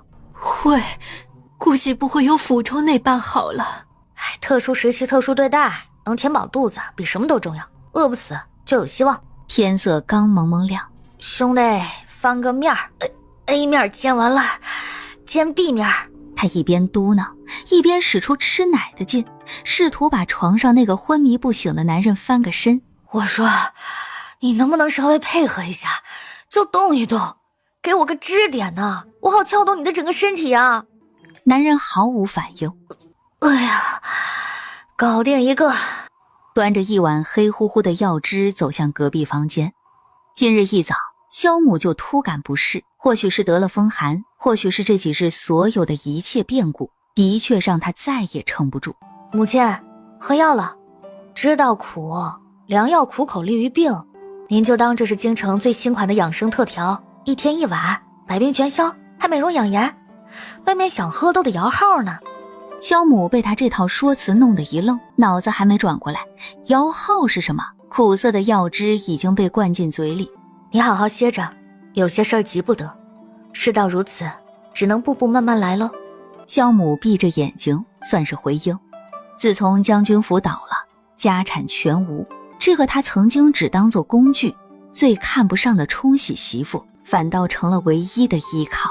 萧恒啊萧恒，你再不行，我这个给你冲喜的就真得去给阎王爷冲业绩了，到时候咱俩买1送1，黄泉路上还能搭个伴儿。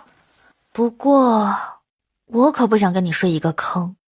他说着说着，脑子里忽然灵光一闪，坑，棺材。哦对啊，他想起来了，当初因为那家铺子地段偏僻又晦气，才被老夫人分了下来，地契就在他这儿，现在早已是空屋。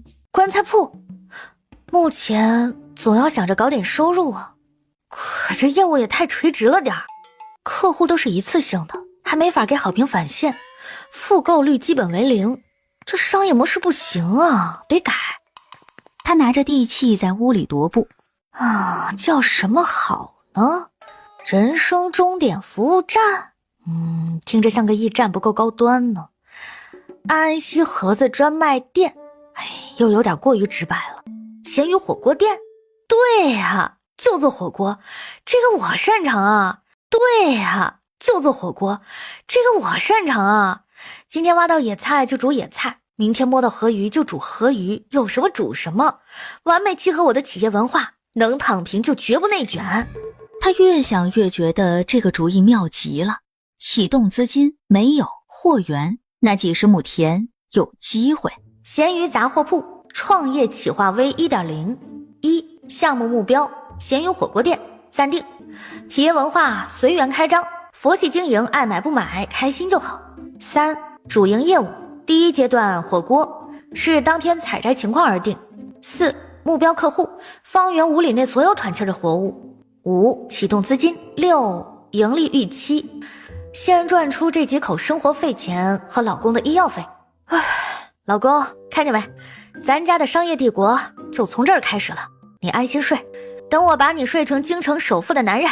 微辣是底线，中辣是起点，特辣是信仰。这少夫人又在想着什么？春杏儿，上次在厨房那火锅你吃了吗？少夫人，我吃了。好吃吗？春杏从来没吃过，很新奇，很特殊。火锅，那可是凝聚了山城人民几千年智慧的结晶，是集美味、社交、烫嘴于一体的伟大发明。既然好吃，那不妨我们开个火锅店如何？看到没？造句图纸，用餐桌椅布局，核心配方，运营策略，引流爆款我都想好了。活阎王夫人秘制，一口送你去见他老人家。广告词劲不劲爆？就问你怕不怕？春杏吓得手一抖。夫人慎言啊，将军他在隔壁躺着呢，这话让他听见都不吉利。他下意识地往隔壁紧闭的房门方向瞄了一眼，仿佛那活阎王下一秒就能从床榻上坐起来找他们算账。怕啥？你家将军睡得比那石头还沉，打雷都劈不醒。再说了，噱头懂不懂？黑红也是红，先把人唬过来，等尝到咱那惊天地泣鬼神的美味，保管他们哭着喊着再来。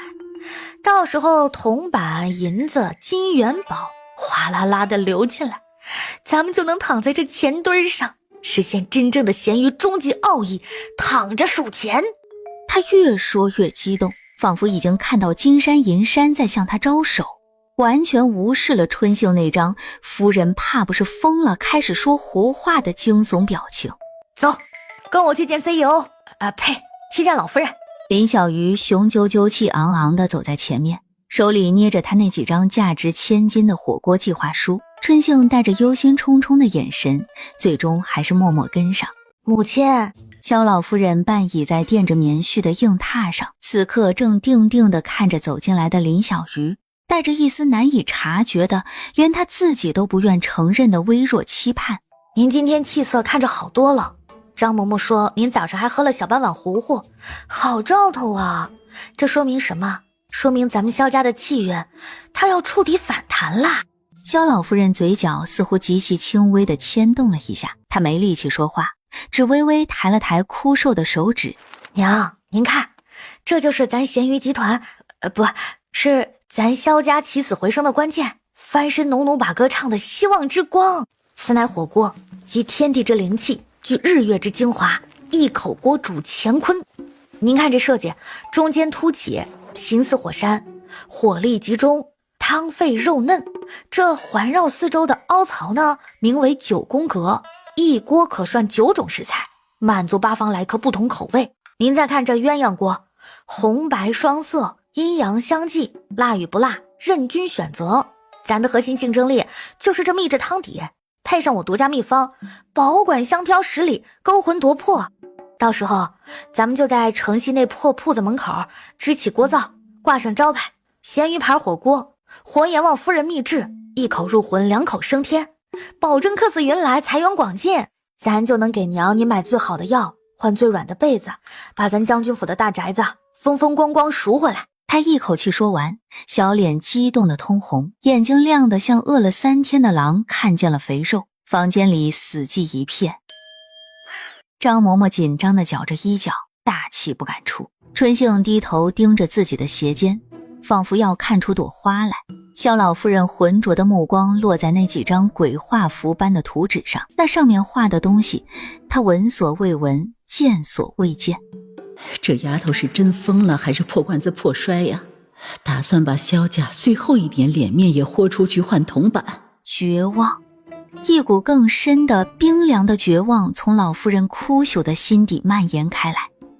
完了，萧家是真要完了，落到这步田地，连这最后留下来的冲喜丫头也彻底魔怔了。指望她，还不如指望床上那个活死人突然蹦起来。母亲，她枯瘦的手颤抖着，摸索着伸进自己破旧里衣的夹层。她掏出了一个荷包，还有一只样式极其古朴、暗淡无光的旧银簪。拿去，这是娘最后一点提及。还有这只簪子，这是当年我娘给的嫁妆。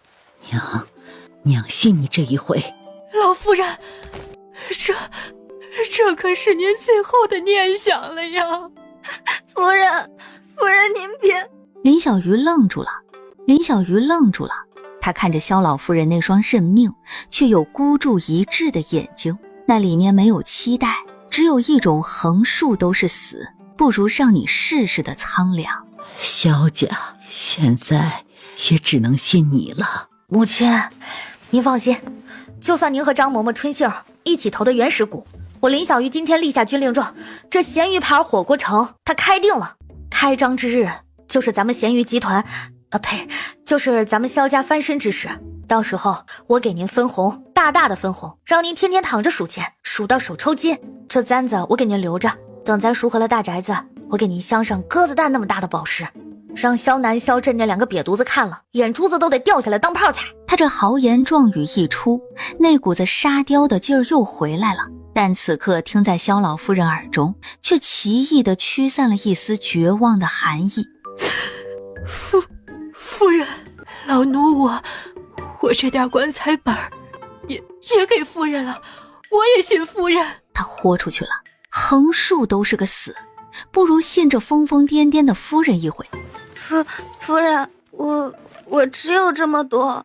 林小鱼看着眼前这3份投资，一份是老太太最后的倔强和信任，一份是老嬷嬷豁出去的棺材本，一份是小丫鬟全部的家当。这哪是钱，这他妈是3条命，是整个将军府废墟上最后几根没被压垮的脊梁骨。他猛地吸了吸鼻子，把那点不合时宜的酸涩压下去。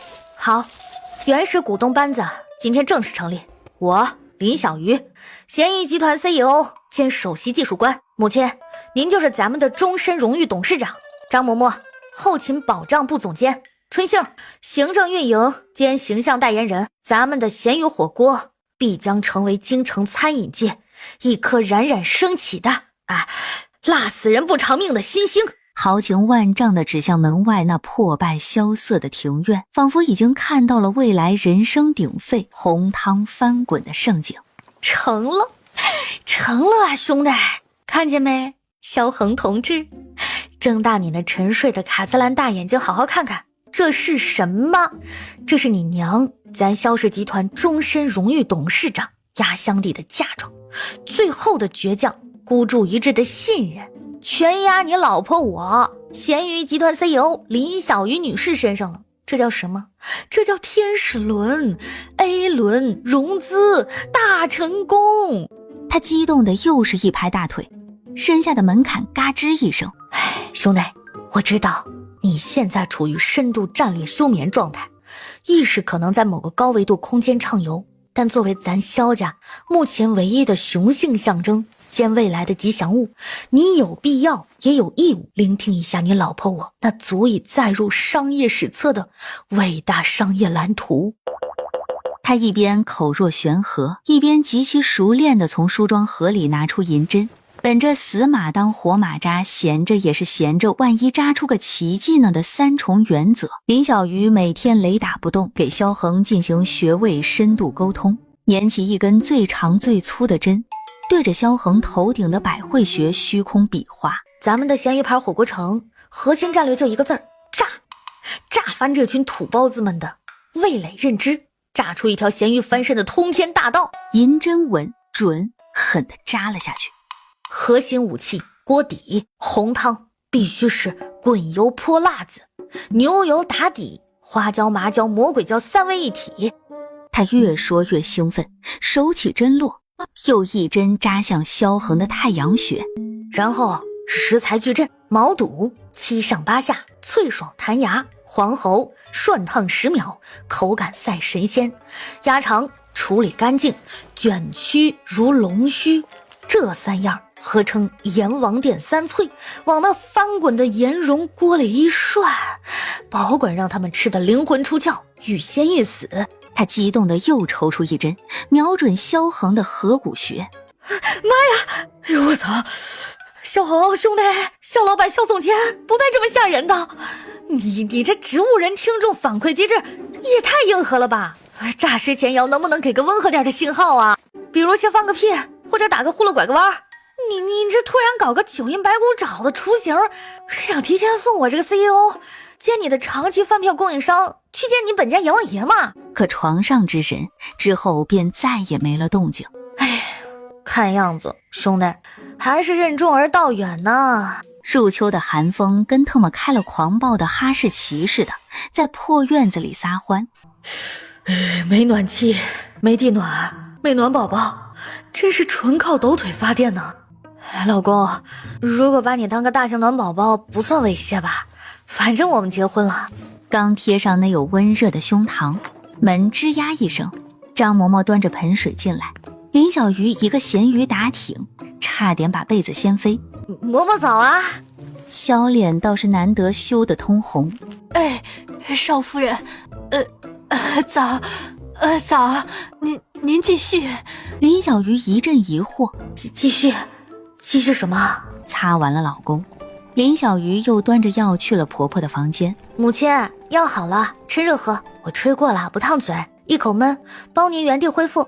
这丫头以前不是能躺着绝不坐着吗？现在起得比鸡早，给恒儿擦身，给我煎药，图什么呀？图将军府泼天富贵。现在将军府树倒猢狲散，就剩个空壳子了，连下人都跑光了。图恒儿现在还躺着，跟个活死人没区别。你这些日子辛苦你了。嗨，不辛苦，命苦啊！不是，我的意思是为人民服务应该的。您可是我娘，将军是我室友，一家人不说两家话嘛。萧母又是一阵无语，室友，这又是什么心思？两人深一脚浅一脚踩在地上。天哪，说好的良田呢？这他妈是良田？这分明是被陨石雨淋过800遍的史前战场吧！枯黄的草杆子比姚明还嚣张，迎风浪啸，活像一群开了嘲讽的绿色杀马特。就这种菜，辣椒苗来了都得哭着喊妈妈。少夫人，甭看了，您就死心吧。这地呀，邪门，种啥死啥，眼前种的能齁死海王了，白送都没人接着烫手山芋。盐碱地。林小鱼眼睛噌的亮了。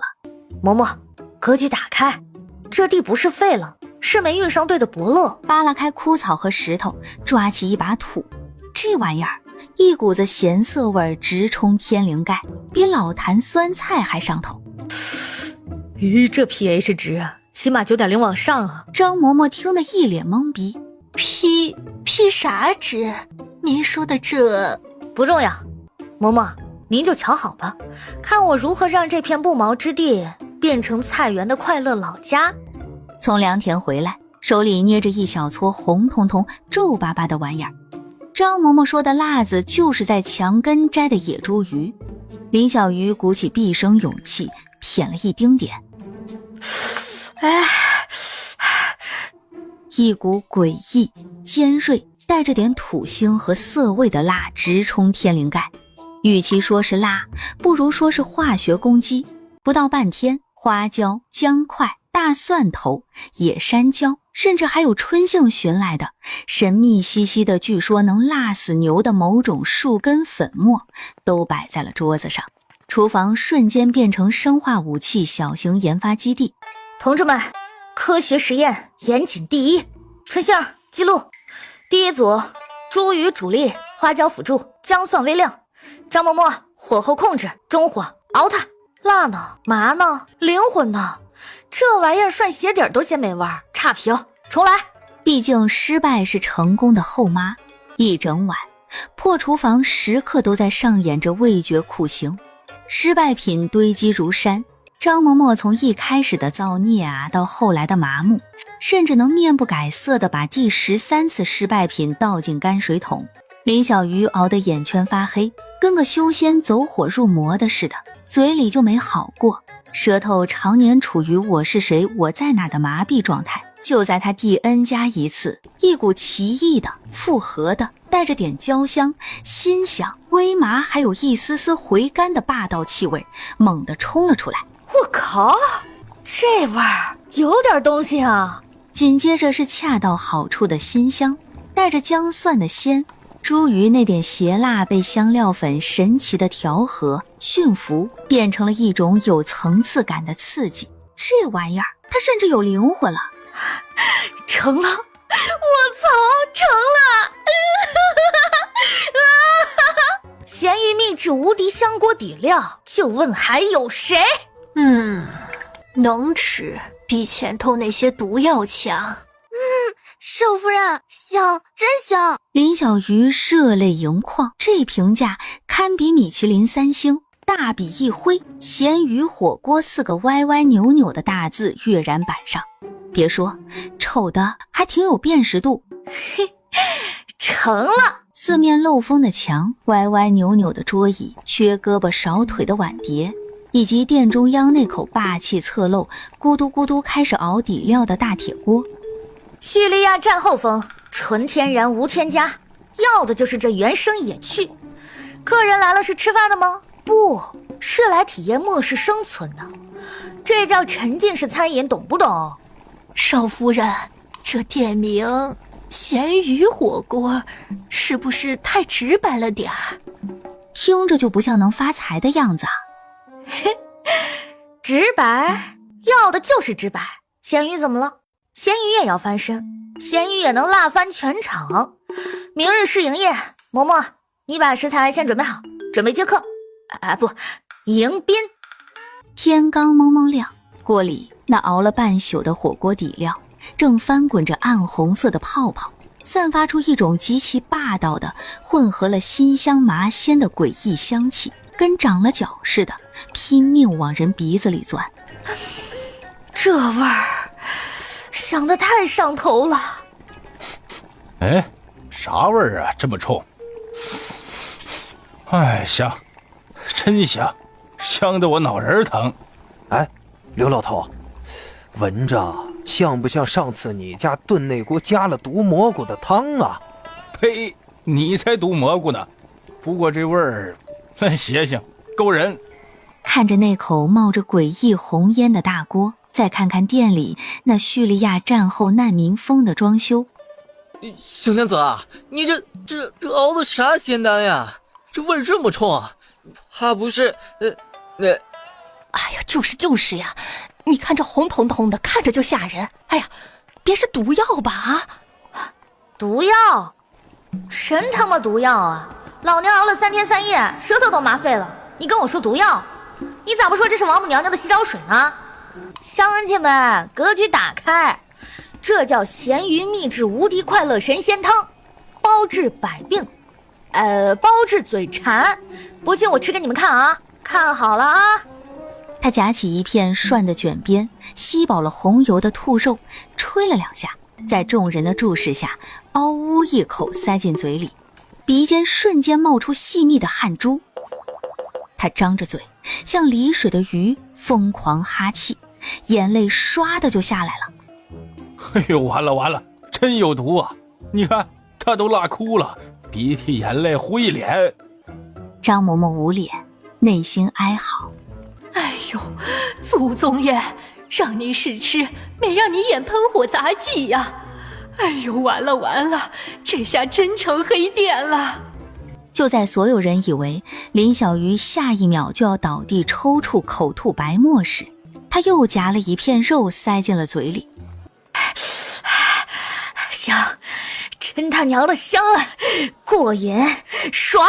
辣怕个球，辣就是爽，辣就是灵魂，吃的那叫一个风卷残云，酣畅淋漓。他这以身试毒外加痛苦并快乐着的吃播现场，效果炸裂。娘的，老子就不信邪了！他是教成杀猪的王大胆，出了名的啥都敢吃。小娘子，给老子也这一碗，跟你一样的多放肉，老子倒要看看是这汤毒还是老子的胃硬。好嘞，大哥敞亮。春香上家伙，给大哥整碗顶配快乐神仙汤，肉管够。一碗热气腾腾，红油翻滚，香气扑鼻的麻辣烫摆在了王大胆面前。所有村民屏住呼吸，伸长脖子，等着看王大胆是原地升天还是原地真香。王大胆看着那碗岩浆，学着林小鱼的样子，夹起一大筷子裹满红油的兔肉和菜，吹都不吹，直接塞进嘴里。时间仿佛静止了，1秒、2秒、3秒。香，真他娘的香啊！辣死老子了，但是爽过瘾，再来一碗。哇，王大胆说香，他都辣哭了还要再来一碗，这玩意儿真能吃，还好吃。好奇心混合着被勾起的馋宠，瞬间压倒了恐惧。小娘子，要不给我也来一碗？我也要，少辣点，尝鲜。给俺婆娘带一碗，她就好这口重的。破败的咸鱼火锅门口瞬间被汹涌的人潮淹没，刚刚还门可罗雀，转眼就排起了长队。林小鱼站在沸腾的大锅后，顶着被辣红的鼻头，看着眼前这荒诞又火爆的场面，内心的小人疯狂蹦迪。Yes， 首杀拿下 MVP 胜我，咸鱼翻身第一步成了。香味人声，铜板叮当声，混杂着秋风，在这破败的叙利亚小店上空奏响了一曲荒诞又充满希望的真香交响乐。咸鱼火锅杀疯了，王大胆那涕泪横流的真香咆哮，效果堪比顶级带货主播。1上午的时间，破店门口那口熬着生化武器的大锅成了交城最热门的打卡点。哎，听说了吗？东城那家破店，王大胆吃哭了还要吃。啥玩意儿能把杀猪的吃哭？毒药？屁！王大胆说香，是辣哭的，是香的。1传10，10传100。刚午饭后，咸鱼火锅那破败的叙利亚风门脸前，乌泱泱排起了长龙，男女老少伸长了脖子，眼巴巴瞅着那口翻滚着红油、喷吐着霸道香气的大锅。春香，收钱，麻利点，左边大娘3碗。嬷嬷，汤底快见底儿了，加水加料。哎呀，料多放，咱不差钱儿。不差那点料。有后面的乡亲别挤啊，排队懂不懂？再挤锅翻了，大家一起喝洗脚水。累那必须累，灵魂都快出窍了。但看着钱桶里越堆越高的铜板，听着食客们香，过瘾，再来一碗。孙二爷捏着鼻子，一脸嫌弃地扫视着破败的店面。这不是咱们将军府的少夫人吗？哟，这是改行当厨娘了，在这破地方卖着红乎乎的汤水。周围瞬间安静了不少。少夫人，这人不好惹，是京都丝绸孙家的二爷。呀，我当是谁呢？原来是孙二爷呀！稀客稀客呀！怎么着？您老也闻着味儿来尝尝咱这红乎乎的汤水，再给您来一碗顶配的。林小鱼，你好歹也是将军府明媒正娶的少夫人，就算将军府如今不景气，你也不能如此自甘下贱，抛头露面，在这等阿扎之地操持这等贱业，将军府的脸面都让你丢尽了。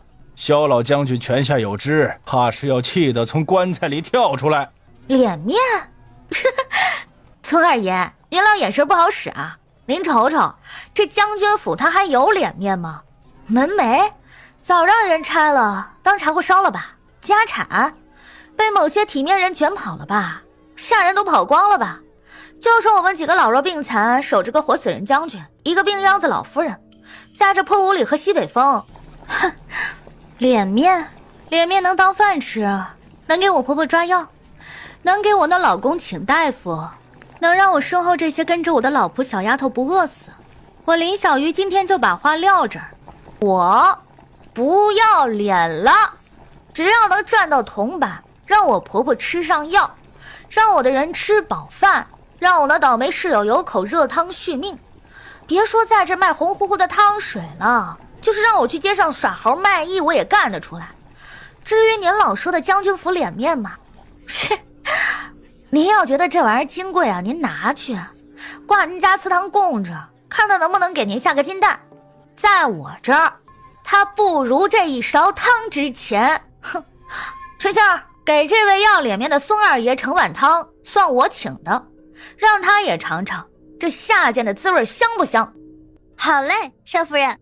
孙二爷被那扑面而来的霸道辣气和林小鱼劈头盖脸的不要脸宣言震得目瞪口呆，看着对到鼻子底下那碗岩浆，脸都绿了。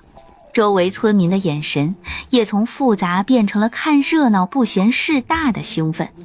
你粗鄙，不可理喻！哼，我们走，晦气！切，怂包！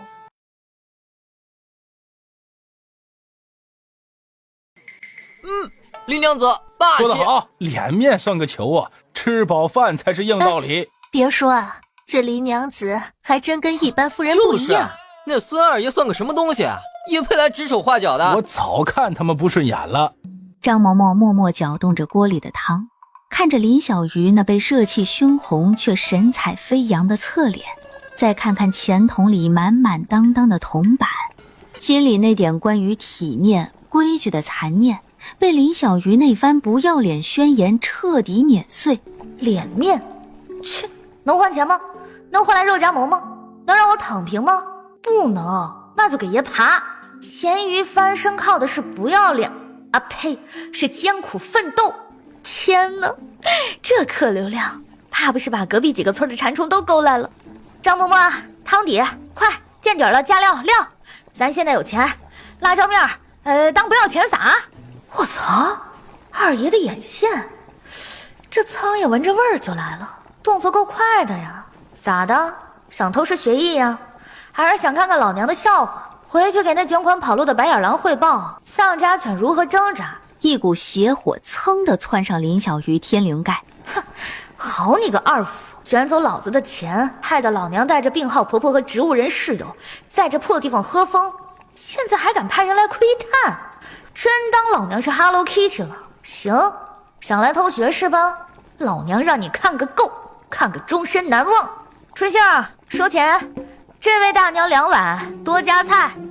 见下一位就是那人的时候，脚下却像装了滑轮，呲溜一下滑到角落里那个他专属的调料核武库旁，一大碗调料精准地投入翻滚的红汤中。少夫人，您……张嬷嬷回头看见，老脸瞬间煞白。她可是见识过这玩意儿的威力，这一大碗那还得了？嘘，给贵客加个料。春杏儿，把这碗 VIP 限量尊享版快乐神仙汤给他送去，让他尝尝鲜。好嘞，少夫人，您就瞧好吧。这颜色是不是太怪了点儿啊？怕个球啊！王大胆都能吃，老子也能。二奶奶让我打听那么一番，这说不定能尝出来什么呢？血！他惊恐万分地看了一眼那口翻滚的大锅，又看了一眼站在锅后抱着胳膊一脸微笑的林小鱼，眼神里充满了这女人是魔鬼吗的恐惧。妖怪，毒妇，你想杀人灭口啊？这料呀加的值，这少夫人做的痛快。似乎他感觉越来越喜欢这个小丫头了，看着络绎不绝的客人，也是真心叹服。或许他真是萧府的希望，将军的希望。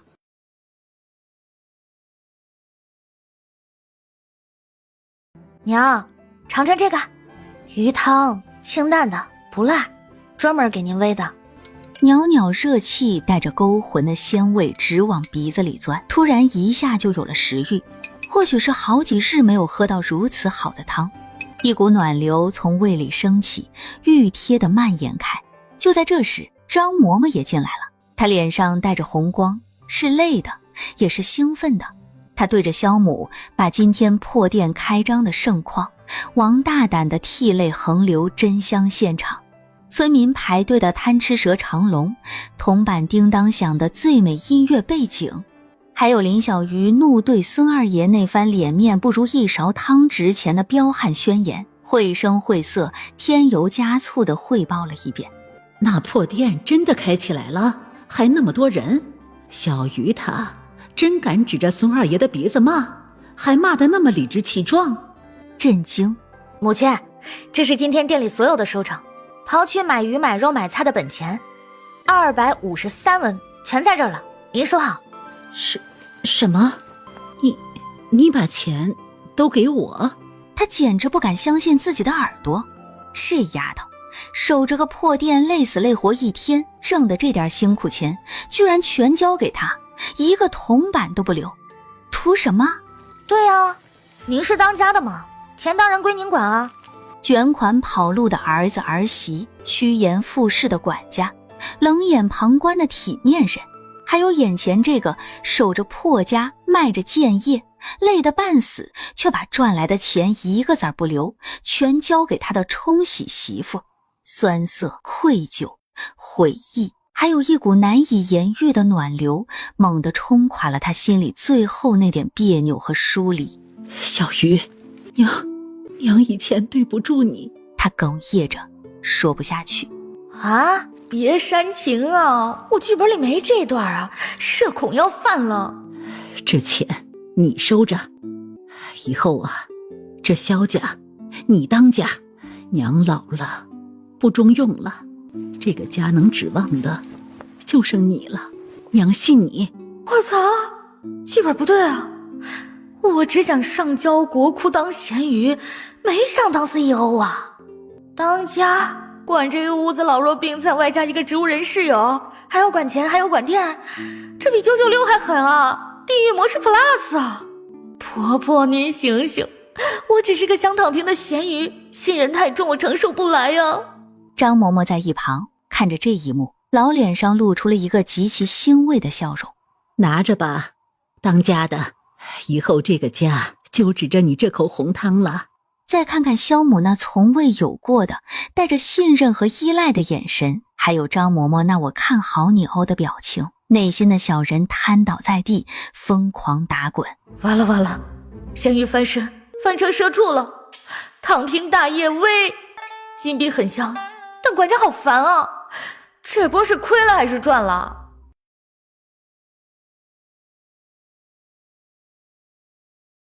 可林小鱼捏着手里越来越瘪的秘制香料粉罐子，断粮了，这玩意儿是绝地求生的灵魂，没有它，我的快乐神仙汤就得降级成白开水涮鞋底。张嬷嬷，上次你碰到的老婆子还有库存没？库存？就是还有没有？哎呀，少夫人，老婆子家怕是也没了，上次给的那点儿是压箱底儿的。走，我们再去婆婆那儿寻寻看，万一她知道怎么配置呢？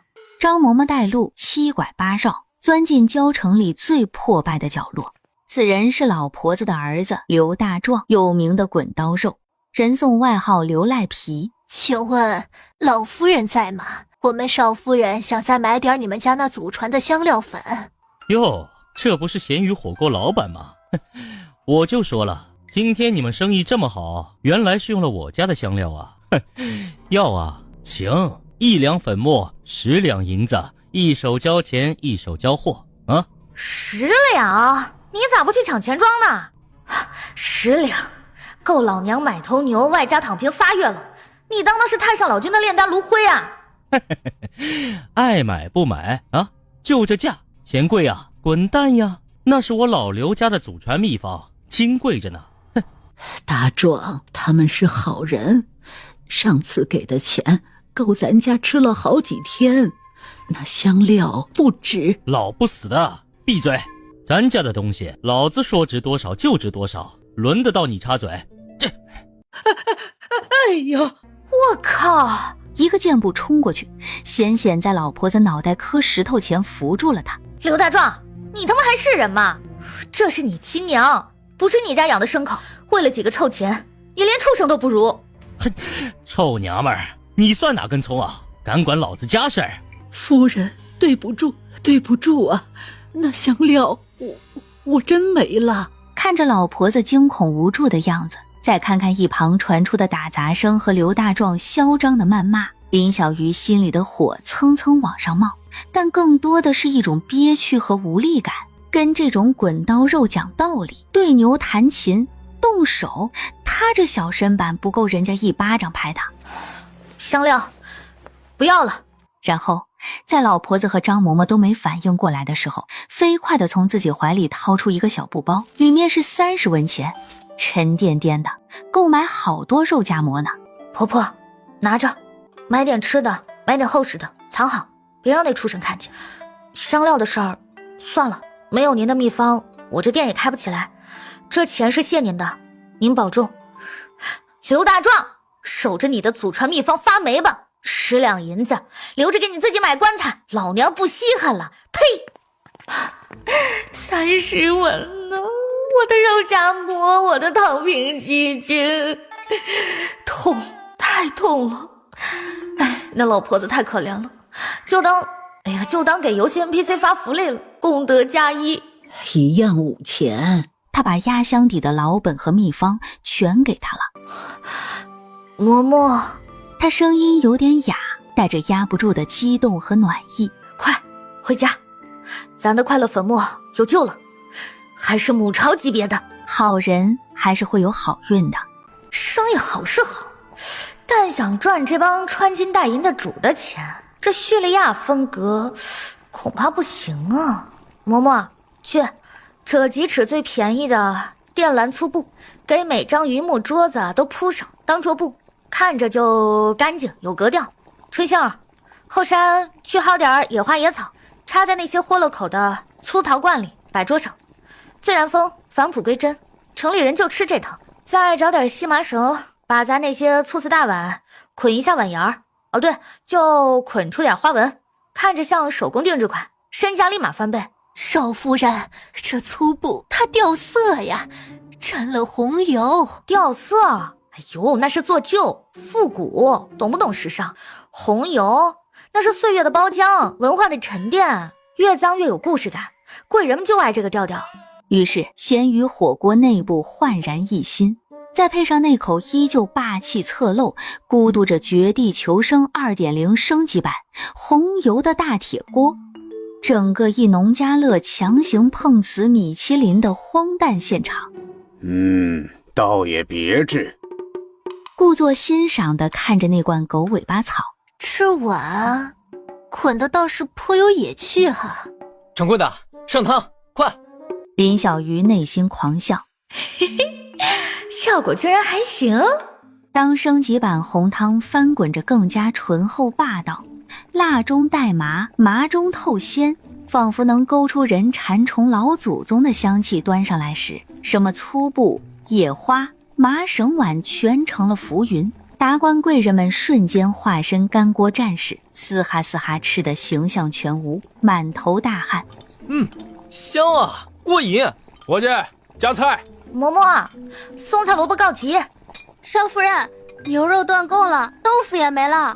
林小鱼看着空荡荡的食材筐，再看看门口望眼欲穿的食客团，眉头一皱，心中一跳，计上心来。嬷嬷，拿纸笔来。咔咔大手一挥，几行显眼大字出现：咸鱼火锅天价收购，牛肚、黄喉、鸭肠、猪肺叶，越新鲜越好，价格是普通肉的3倍，现场结算，童叟无欺，要求洗刷干净无异味，送上门就数钱。告示一出，整个火锅店安静了。张嬷嬷、春杏更是惊掉了下巴。少夫人要的这些东西能吃？有人会吃？啥？林娘子收下水？牛肚？那玩意儿不是喂狗的吗？猪肺叶，光洗能熏死个人。3倍价钱，真的假的？但重赏之下，必有勇夫和勇妇。王大娘第一个站出来，撸起袖子：怕啥？洗一洗就能换钱，总比丢掉强。老娘干了！杀猪的赵屠夫看着自家平时当垃圾处理的牛肚、猪肺，3倍，洗。不到半晌午的时候，咸鱼火锅后门画风突变，现在是一筐筐散发着微妙气味的灰白色满是皱褶的牛肚，一盘盘滑溜溜带着血丝和黏膜的黄喉，一盆盆纠结缠绕像一团乱麻的鸭肠，还有一桶桶粉红色布满蜂窝眼，看着就让人联想到某些不美好事物的猪肺叶。王大娘，牛肚刷得够白，没异味，好，含金蒜，3倍肉价。王大娘，你家牛肚洗得真干净，咋弄的？嗨，用草木灰使劲搓，再拿盐水泡。累是累点儿，但你看这钱。赵屠夫啊，你那猪肺看着咋了？洗刷干净了都是钱，比杀猪赚的还多。以后猪下水，老子包圆了。林小鱼站在后门口，看着这热火朝天、气味感人的后厨，一边干呕一边叉腰狂笑。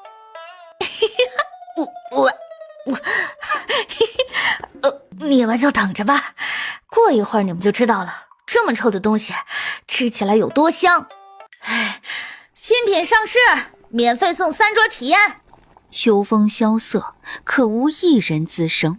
这可是限量版千层金钱肚，吃了财源滚滚，堪比财神爷功效，不然我这小店怎么生意这么好？林娘子，就冲你这句话，给本员外来一盘试试。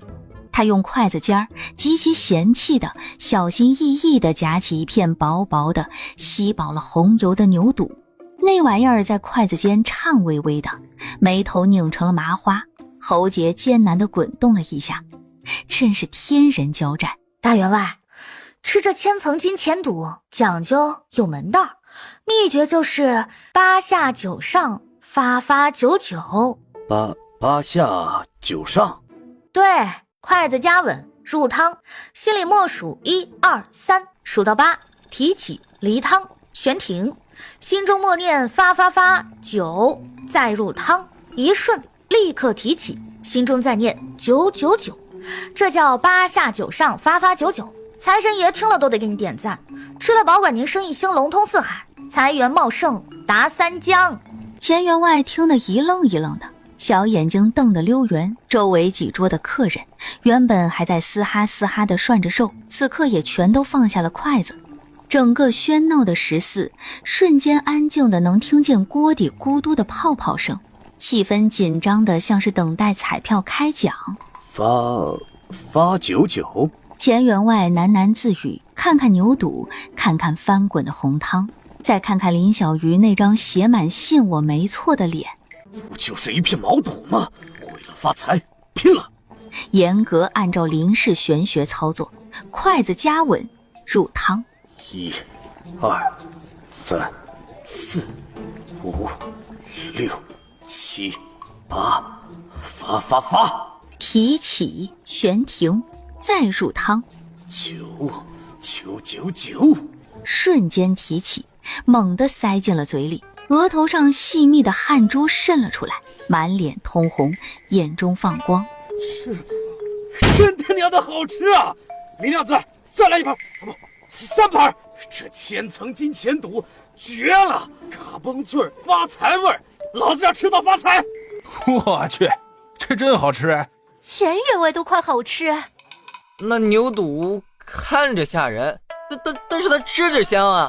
8下9上，发99，老子也要试试。伙计，给我也来一份，按钱员外的法子算。我要2份，先给我上，必须加钱。林小鱼站在沸腾的大锅后，看着这因一片牛肚引发的真香狂潮，再看看瞬间被抢购一空的牛肚库存，他内心的小人已经笑到满地打滚。这穿越来的就是香啊，简直是无底线的碾压。这碗饭点才到，店里马上又人声鼎沸，从四面八方闻讯过来的食客是一波又一波。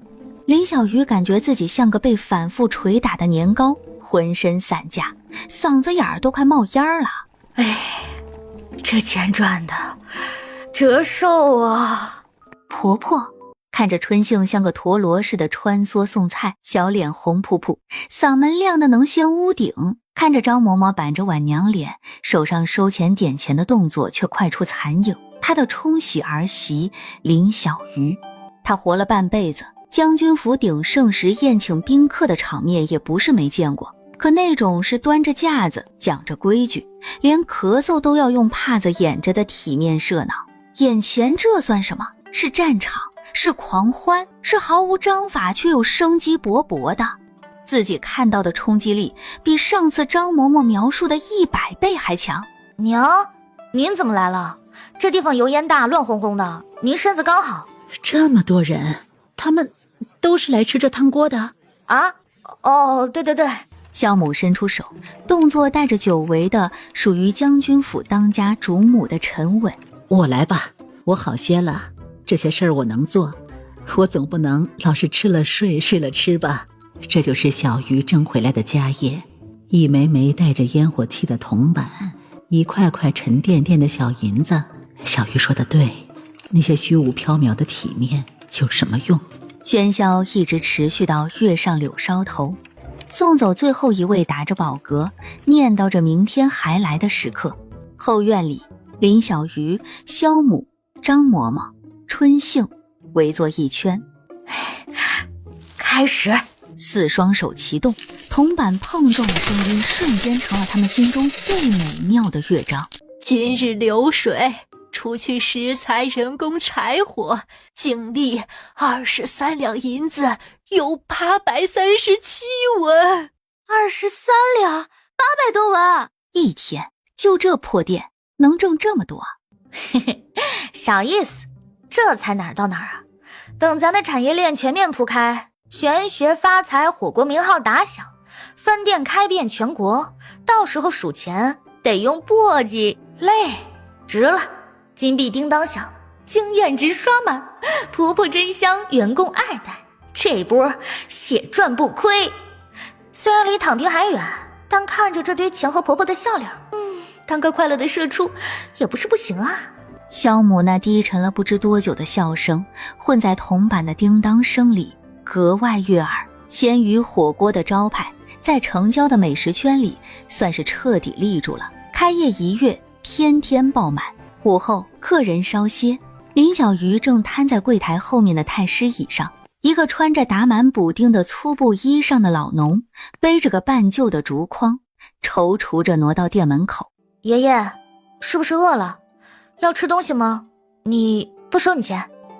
不，掌柜的，俺是城外张家村的，想问问您这儿收不收菜呀？火锅店生意爆好，也有固定的供货商，送来的都是精挑细选的上等菜，这种品相是入不了后厨的。掌柜的，俺们的菜呀，都是自家地里种的，拿土粪浇的，甜得很。您尝尝就知道了。今年雨水好，村里大丰收，原本说好来收菜的菜商嫌我们这儿路远，突然就不要了。这一村子的菜要是卖不出去，就全烂地里了，大家伙一年的指望就全没了。滞销，丰收，优质货源，超低价格，长期稳定，这哪里是危机啊？这分明是商机啊！是通往更高阶躺平境界的康庄大道啊！建立一个稳定的、低成本的、独家的原材料供应链，以后他就可以把采购的活儿也甩出去，彻底实现人在家中躺，钱从天上来的终极梦想。老乡，你别急。一股清新的泥土芬芳，他又掰下一片叶子放进嘴里嚼了嚼，清甜爽脆。你这菜呀，我全要了。全要了。夫人，这不止你这一筐，你们村有多少我收多少，不过我得亲自去你们村里看看。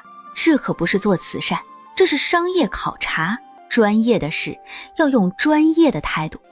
好，那我这就先回去跟大伙说一声。老农眼中瞬时有了希望。夫人，您说他们会不会是骗子啊？万一村里根本没菜，就是想骗我们。做骗子也是有门槛的，你看那大爷的手，那茧子比城墙拐角都厚，骗子可养不出这么一双勤劳致富的手。张家村，村子不大，几十户人家的样子，土坯房，篱笆院，很穷但很干净。放眼望去，一片绿油油的菜地望不到头，各种蔬菜长势喜人，番茄红得像灯笼，茄子紫得发亮，空气里弥漫着瓜果蔬菜成熟的香气。林小鱼蹲下身，随手拔了个萝卜，在衣服上擦了擦，咔嚓就是一口，清脆甘甜，汁水四溢。好萝卜，鸡蛋卖吗？又指了指不远处哼哼唧唧的几头大黑猪。猪呢？老农也就是村长愣住了。都卖，掌柜的您都要？对。乡亲们，我是京城咸鱼火锅的掌柜，从今天起，你们村的蔬菜、鸡蛋、猪肉、牛肉，只要符合我的要求，我全包了。另外就是牛肚啊、鸭肠、鸡血这些都给我留着。宝贝可必须要。村民们先是寂静，随即爆发出震天的欢呼。看着村民们淳朴又感激的笑脸，春杏感动得热泪盈眶。夫人，您真是活菩萨。不，我不是菩萨，我只是一个想实现资源优化配置，打通上下游产业链，把这个张家村打造成我们的供应基地，从而可以心安理得躺平的咸鱼。再说了，顺便帮助别人也是积功德吗？满载着第一批战略物资的马车回了京城。少夫人，东边那桌又要加一份羊肉。少夫人，柜上没零钱了。哎呀，少夫人，南边那桌客人说炭火不够旺。不行，服务质量是餐饮业的生命线，再这么下去，口碑要崩。招人，招工，诚聘女伙计若干。要求手脚麻利，心地善良，能吃苦耐劳，待遇月前2两，包吃包住，每月带薪休假2天，年终有奖。这告示一出，不亚于平地惊雷。月前2两还包吃住。要知道，普通酒楼的男伙计累死累活几个月也不过1两银子，更别提那闻所未闻的带薪休假和年终奖了。一时间，火锅店门口就被围得水泄不通，来的都是些想讨生活的苦哈哈女子，有刚进城的村妇，有家中困难的小媳妇，也有被夫家嫌弃的可怜人。他不问出身，不看样貌，只提3个问题：饿了怎么办？累了怎么办？被人骂了怎么办？这少夫人关心的都是什么怪问题啊？少夫人，是我们呀，你还认得我们吗？夫人，我们知道错了，当初是我们有眼不识泰山，猪油蒙了心，才离开了将军府。我们出来之后，日子过得好苦呀，求夫人看在往日的情分上，收留我们吧，我们什么活都能干。是啊是啊，我们一定尽心尽力伺候夫人，再也不敢有二心了。你们说你们过得苦，4人点头如捣蒜。你们说你们知道错了，4人继续猛点头。你们说想让我看在往日的情分上。哦，往日的情分，我记得的情分是你们笃定我是灾星，笃定将军府倒了，所以麻利地收拾好自己的东西，奔向你们认为的好前程。春香几人的哭声戛然而止，脸色一阵青一阵白。我这人呢，没什么大本事，就是记性好，尤其是谁在我落魄的时候踩过我一脚，我记得最清楚。不过呢，我也不是个记仇的人。几人眼中瞬间燃起希望。我只是单纯的不想再看见你们而已。我开火锅店是为了让我自己和我身边的人能过上好日子，能开开心心的躺平。我这里庙小，规矩也怪，我只招2种人，一种是雪中送炭的，一种是无亲无故但凭自己本事吃饭的。你们属于第3种，见风使舵的。我这艘船小，风浪一来，你们这样的乘客第一个跳船，我怕得很，所以哪儿凉快哪儿待着去吧。你过来回答我的问题，饿了怎么办？自己想办法挣钱买吃的。累了怎么办？歇一歇，歇好了继续干活。被人骂了怎么办？看他骂的对不对，要是骂对了我就改，要是他胡说八道我就当他是在放屁。好，你被录用了，从今天起你就是咸鱼火锅店的人了。跪在地上的春香4人面如死灰，灰溜溜地钻出了人群。张嬷嬷，给新来的姐妹先开一桌欢迎一下。3名新招来的姑娘伙计春杏，加上咸鱼火锅唯一的一个男员工后厨王大爷，5个人排排站好。这里是我，你们的终极老板，精神领袖。我的主要职责是提供精神支持，轻易不出山。众人面面相觑，精神支持，这是什么岗位？什么叫用户体验呢？就是客人从进门到出门，从看到我们招牌到吃完打饱嗝，整个过程都要让他感觉一个字，超爽。为了达成这个爽字，我们需要设定几个关键绩效指标，简称 KPI。 比如客人进店，我们要做到3秒内有回应，这叫响应及时率。客人点单，我们要面带微笑，这叫情绪价值。客人吃完，我们要主动询问您吃的还开心吗，这叫售后服务与口碑营销。5个人听得云里雾里，脑袋上仿佛都顶着一串问号。你们记住，我们的目标不是简单的把东西卖出去，而是要让客人心甘情愿高高兴兴的把钱掏出来，下次还想来掏，最好还能带上的7大姑8大姨一起来掏，这叫私域流量裂变。接下来的日子，咸鱼火锅在林小鱼这套歪理邪说的指导下，生意越来越火。客人们发现，这家店的伙计虽然嘴里偶尔会冒出些听不懂的词，但服务确实周到的让人舒坦。春杏啊，你觉得人生最重要的是什么？是忠心事主，完成分内之事。格局小了，人生最重要的是实现财富自由，然后心安理得的躺平。最重要的是女人要有自己的事业，这样才能活出自己的价值，不依附于男人。男人呀，靠不住。林小鱼说的没错，虽然不知道那萧恒是什么性格，但现在躺着的植物人的确靠不住。春夏，我观察你很久了，你学习能力强，做事认真，忠心耿耿，简直是天选的打工人呢，不，天选的管理者呀！我决定提拔你为咸鱼火锅的代店长，全权负责店铺运营。不，夫人，我不行，我只是个丫鬟，我不会管人，也不会算账。谁天生就会啊？我天生就会当咸鱼吗？不啊，我也是经过了前半生的艰苦奋斗，才悟出了躺平的真谛。这是一份荣耀，也是一份责任。你想想，以后你就是春杏店长，手底下管着好几个人，多威风啊！你管好了，我才能躺得更平。我躺得平了，心情就好。我心情好了，就会给你发更多月钱。你有了更多月钱，就能买更多漂亮衣服和好吃的。这是一个完美的闭环，懂吗？好像有点道理。可是少夫人，万一我做不好，搞砸了怎么办？怕什么呀？这是我连夜给你写的《店长速成宝典之从入门到到精通》，里面包含了情绪管理圣经、客户异议处理36计、员工激励的100种画饼方法等等。你拿去，晚上睡前当睡前故事看。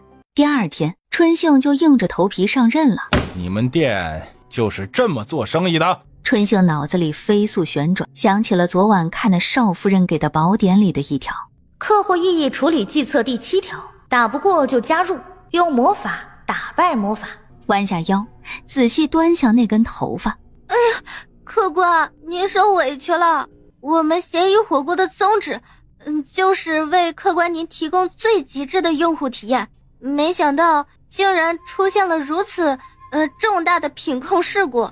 一连串听不懂的词，直接把胖商人干懵了。我们咸鱼火锅对待食材，如同对待自己的孩子，每一根青菜都要洗7遍，每一块肉都要按纹理切。厨师的洁癖，半径3尺之内连只苍蝇都不能有，怎么可能掉头发？这根头发它油光水滑，韧性十足，一看就充满了生命力。这绝对不是我们后厨那个快秃顶的师傅能拥有的。后厨正在偷听的王师傅摸了摸自己日渐稀疏的头顶。客官，您说有没有一种可能，这根充满活力的秀发它来自于您自己呢？胖商人的脸瞬间涨成了猪肝色，他想发作，却发现周围的客人都用一种原来如此的眼神看着他。哼！胖商人憋了半天，丢下饭钱，灰溜溜地跑了。春杏长长地舒了一口气，腿肚子还在打颤。孺子可教也，搞定。他忽然觉得当这个代店长好像也挺有意思的。哎呦，真是气死我了，这张脸没法要了。谁说不是呢？李姐姐，这滚滚烫什么都好，就是这热气太熏人。你看我的脸，这胭脂混着汗水往下流，一道红一道白的，跟唱戏的鬼脸似的。林小鱼的耳朵动了动，只见那位姐姐用手帕小心翼翼地在脸颊上按压，可手帕一拿开，上面就印上了一团模糊的红印，而她的脸颊就像一块被不小心抹花的调色盘，妆容斑驳，狼狈不堪。可不是嘛，我这可是芳菲阁新出的桃花染，说是用了西域传来的方子，可一顿火锅就给我打回原形了。等会儿回去，我家老爷还以为白天见鬼了呢。这芳菲阁的东西也越来越不中用了。上次我买的口纸喝口茶就掉没了，一天得补个7、8回，烦死了。你说这世上怎么就没有流汗都不掉的胭脂口纸呢？做什么梦啊，要有那种好东西，那得卖出天价去。哎呦，咱们呢就凑合着用吧。哎呀，走走走，赶紧结账回去，这脸可没法见人了。哎呀，林小鱼收回目光，他的脑子此刻像是被一道闪电劈中。不掉妆的化妆品，不沾杯的口红，防水防汗的粉底，这不是现代烂大街的基础操作吗？在这个时代，竟然是贵妇们遥不可及的梦想，可他懂呀。我靠！林小鱼没忍住，一句国粹脱口而出：夫人。春杏儿，我问你，现在京城里最好的胭脂铺子是刚才他们说的那个芳菲阁吗？是啊，芳菲阁是宫里贵人都会光顾的铺子，他们家的胭脂水粉是整个京城最出名的了。那他们家的东西真的像刚才那2位夫人说的那样，一出汗就花，一喝水就掉？别说芳菲阁，这市面上大部分都是这样的，好一些的能多撑一会儿，但要说完全不掉，那是神仙才能做出来的东西。神仙？不是化学。林小鱼的心脏开始砰砰狂跳，这不是心动，这是看见一座金山向自己招手时的激动。靠火锅店的收入只能算是慢慢积累，但如果他能把现代的化妆品技术在这个时代复刻出来呢，那他就真的能从一个需要依附将军府才能生存的炮灰，一跃成为掌握了核心科技、引领时代潮流的商业巨擘。到时候别说躺平了，他买座城躺着都行。这破天的富贵终于要轮到我了吗？自从林小鱼从芳菲阁豪掷巨款，将那家铺子半数以上的香料、矿物粉、油脂都扫荡一空后，他的房门就没再开过。一连3天，除了嬷嬷按时送去的饭菜被原封不动地取走，再送进去新的，将军府里的人早就习惯了这位新夫人的不按常理出牌，好奇她又能捣鼓出什么惊天动地的新玩意儿。为了让儿媳妇专心做自己的事，天天跑到火锅店去帮忙，看着一盘盘鲜切的牛羊肉、毛肚，一筐筐水灵的青菜流水般送上桌，听着客人们满足的赞叹，心里都是骄傲。瞧瞧，这都是我儿媳妇的本事。春杏作为火锅店的代店长，已经历练得相当纯熟。他手持一本账册，指挥调度后厨与前堂，条理清晰，颇有几分林小鱼的影子。此刻那个万众期待的大招，地上、桌上、凳子上铺满了写写画画的草纸，上面是他绞尽脑汁回忆出的现代化学名词，旁边配着鬼画符般的古代材料名称，10几个青瓷小碗一字排开，空气中弥漫着一股混杂了花香、油腻和矿物腥气的古怪味道。哎呀，不行，这个基底太油了，一喝水就得掉啊。看着镜子里那张五彩斑斓的大花脸，老公，你可千万别这时候醒过来啊！要是看到我这副鬼样子，估计又直接吓晕了。我跟你说啊，这叫研发，懂不懂？产品上市前的必要牺牲，我这都是为了我们共同的未来在奋斗。你想想啊，等我的防水防汗不脱妆系列彩妆仪上市，那得是什么场面？京城里的名媛贵妇们为了买我一支眉笔，挤破头都愿意。到时候银子哗啦啦的流进来，咱们就真的可以躺平了。他一边说，一边用小刷子蘸了点新调制的膏体，在自己手背上画了一条线，线条流畅，颜色漆黑，还带着一点点光泽。到时候咱们买个山头，盖个庄园，挖一个比皇宫御花园还大的池塘，我养鱼，你养鸟，咱俩天天躺在摇椅上，啥也不干，就比谁先睡着。他把手伸到烛火上稍微烤了烤，加速膏体凝固。哎呀，见证奇迹的时刻到了，兄弟。他猛地将手整个进入水中，停留了足足10几秒，然后缓缓地拿了出来。水珠顺着他的手背滚落，而那条黑色的线条完好无损，没有半点晕开的迹象，边缘依旧清晰，颜色依旧浓郁。我靠，成功了，他成功了！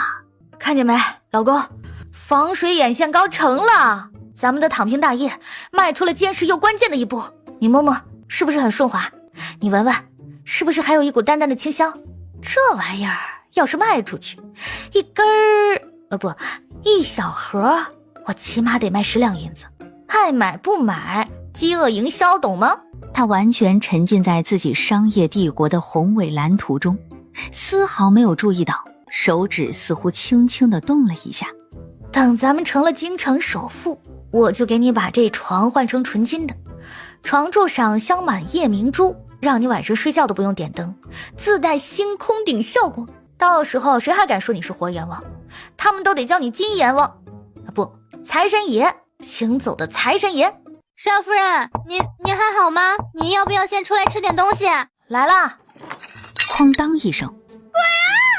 咸鱼火锅店的生意火得烫手，取了号的食客们揣着小牌牌，伸长脖子，空气里弥漫着勾魂的麻辣鲜香，馋得人直咽口水。瞧一瞧，看一看了啊！刘记火锅盛大开张，正是刘大壮。一样的火锅，一样的绝密配方，价格只要对面的一半了啊！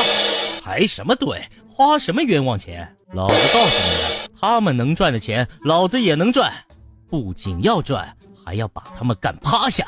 1半的价格？真的假的？你看那装修，破桌子烂板凳，可这味道能一样吗？去试试呗，反正便宜，不好吃啊就当喂狗了。一小撮心思活络的人已经捏着手里的号牌，脚步开始朝着街对面挪动。夫人，不好了，夫人！慌什么？天塌下来了？比天塌下来还严重。那个刘大壮在咱们对面也开了个火锅店，装修学我们，还收有我们的秘方，价格只要我们1半，好多客人都被他勾过去了。夫人，我们怎么办啊？这样下去，客人会不会跑光了？要不我们降价？降价？哼，为什么要降价？他坐回桌边，慢条斯理地说：小鱼说过，我们卖的不是便宜，是独一份的体验和味道。这火锅是他花了多少心思才捣鼓出来的，从锅底的配料到蘸料的调配，再到每盘菜的新鲜程度，哪一样是那个刘大壮能比的？我们1分钱不减，咸鱼火锅打的就是质量和口碑。你去告诉伙计们，都打起精神来，服务要做的比平时更好。这事儿要不要告诉少夫人啊？春杏，现在小鱼肯定有自己的事情在忙，她那么信任我们，要是这点事情我们都沉不住气，倒真是辜负了她。我们不仅要能做事，也要真的能帮她才是。春杏被萧母这番镇定自若的态度感染，心也定了下来，脆生生的应了声是，转身跑向前厅。恰在此时，林小鱼出现了。窝在屋子里好些天了，实在是憋不住，就想着来咸鱼火锅透透气。少夫人，你看看，他把刘大壮开店打价格战的事情竹筒倒豆子一样说了一遍。哦，山寨货出现了，这么快？母亲怎么说？夫人说坚决不降价。做得对，走，咱们先瞧瞧去。来来来，假1赔10，味道一模一样，不好吃不要钱。这哥们儿有点商业头脑，但不多。刘大壮也看见了林小鱼，他先是一愣，脸上露出挑衅的笑容。他以为林小鱼是来求饶或者对骂的。兄弟，市场调研啊，你这像素级复刻精神可嘉呀，就是这战损风是不是损的有点太实诚了？刘大壮被他这没头没脑的一句话噎住了。你来干什么？我来学习一下，看看竞品是如何进行成本控制和差异化竞争的。他指了指刘大壮店里一张4条腿瘸了3条的桌子，比如这个就很有想法，它完美诠释了什么叫断臂的维纳斯式残缺美学，就是不知道客人坐上去会不会体验一把人仰马翻的沉浸式项目。周围看热闹的食客噗的一声笑了出来，刘大壮的脸瞬间涨成了猪肝色。你少在这妖言惑众啊！我告诉你，我这儿有你的独家秘方，你的锅底是怎么做的，我一清二楚。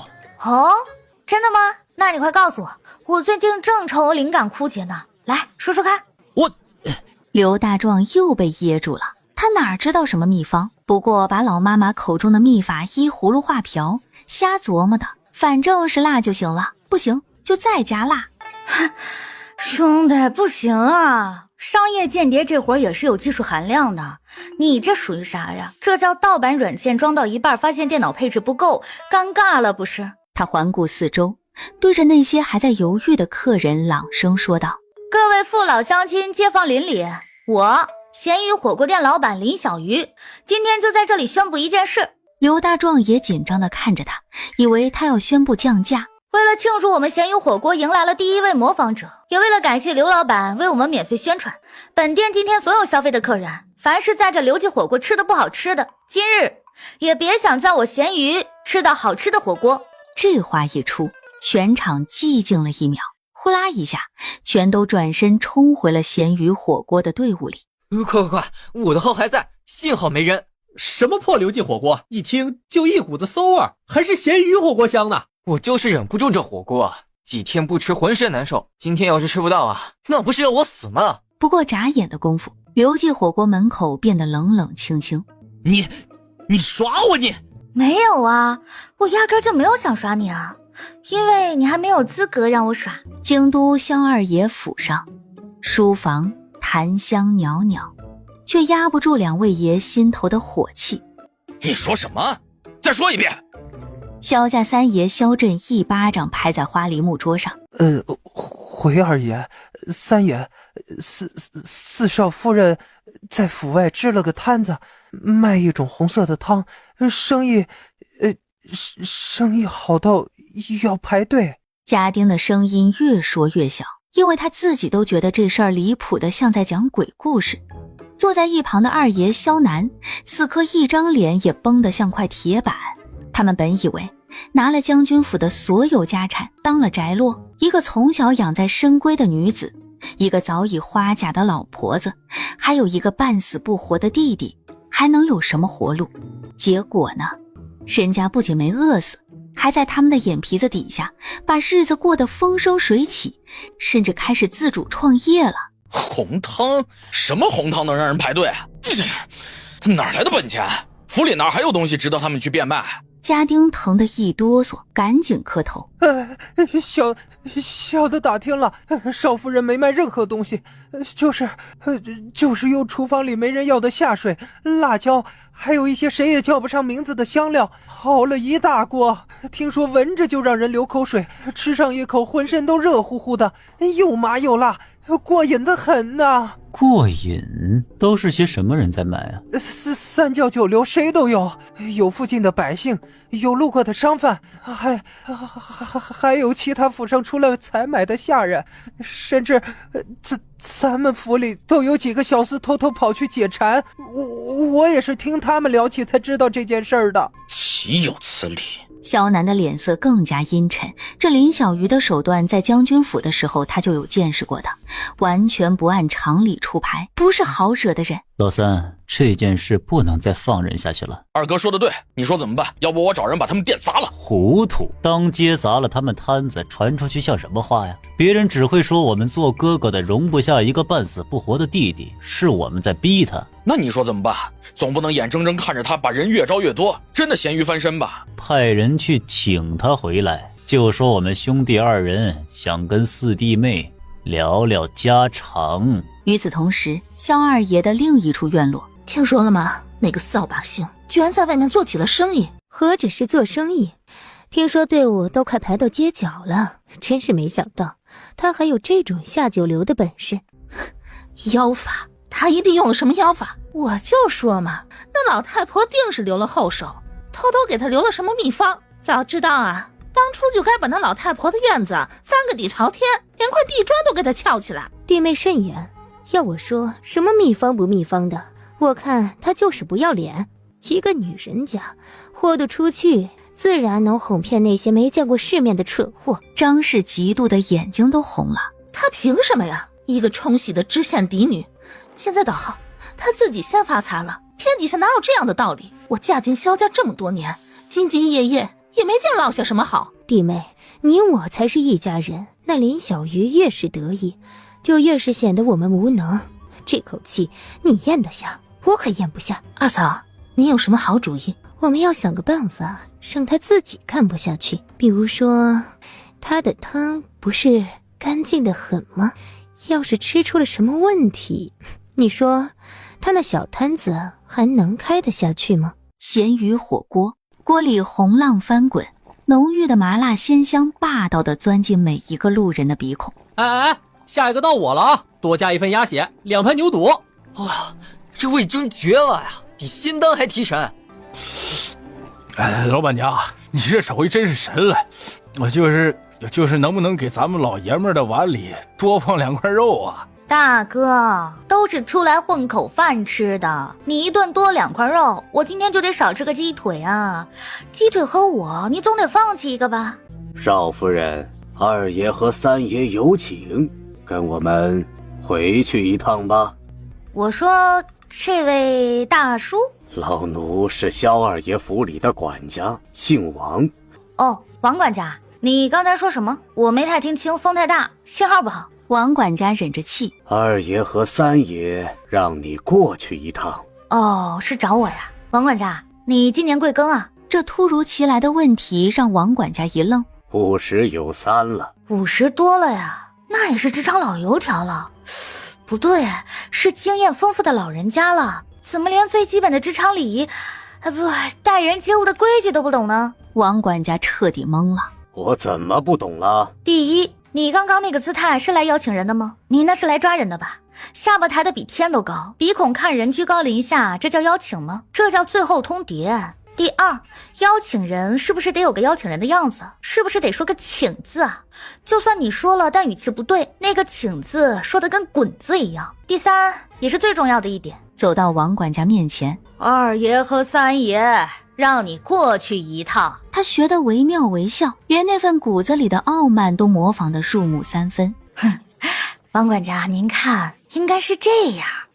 王管家呀，我们家二爷三爷备了些好茶好水，想请您赏光过去坐一坐，聊聊家常，不知您是否方便呀？奇耻大辱，他这辈子都没受过这种羞辱。四少夫人，二爷和三爷是主子，是你的兄长，他们找您是您的本分。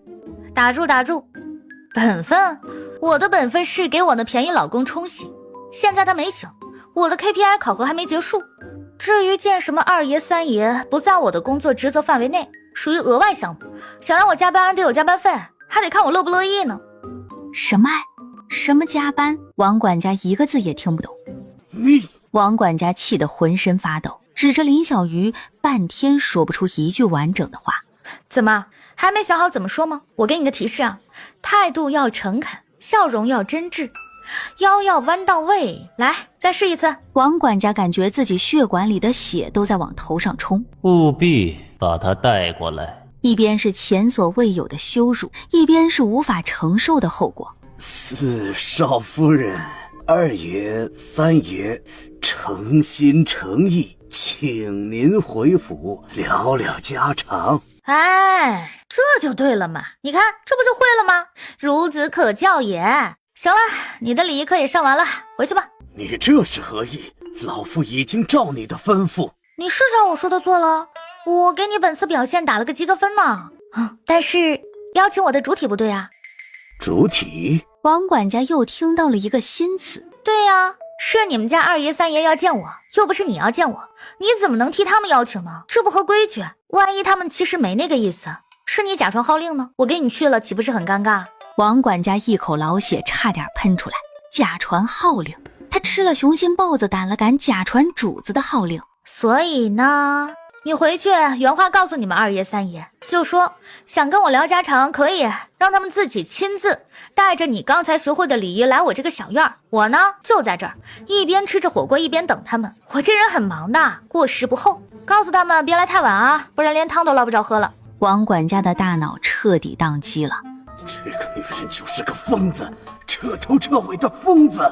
小二爷府，王管家憋着一肚子气汇报完毕，躬身退下。岂有此理！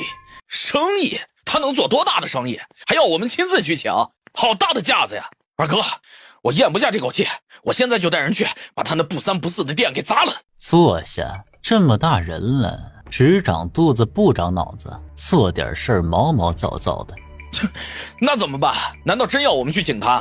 是，不仅要去请，还要带着礼物去。傍晚时分，咸鱼火锅，萧南和萧震下了车。萧震看着那简陋的招牌和几座一团的食客，嫌恶地皱起眉头。萧南则打量着店铺的格局。二人走进店里。二位客官，里面没位了，您看在外面。叫你们老板出来。我就是。他看见萧家兄弟也不行礼。哟，稀客呀，萧家二位爷还真来了呀。林小鱼，现在我们两兄弟亲自来了，所以该跟我们回府了吧？该？为什么该？你们来我就该，这是什么道理呀？Sorry 啊，回不去。你看我这儿一摊子事儿呢，离了我就得乱套。我可是老板，得对我的员工和顾客负责。我们要跟你单独谈谈，太闹了，你把这里的人都请出去。可以呀，不过小本生意讲究个规矩，二位爷要把我们所有客人都请走，这叫包场。包场？对，包场就是把这个时间段这个空间都买下来，我呢就不做别人的生意了，专门伺候二位。但是我今天的预期流水还有客人的损失得由二位承担，不多，50两。50两？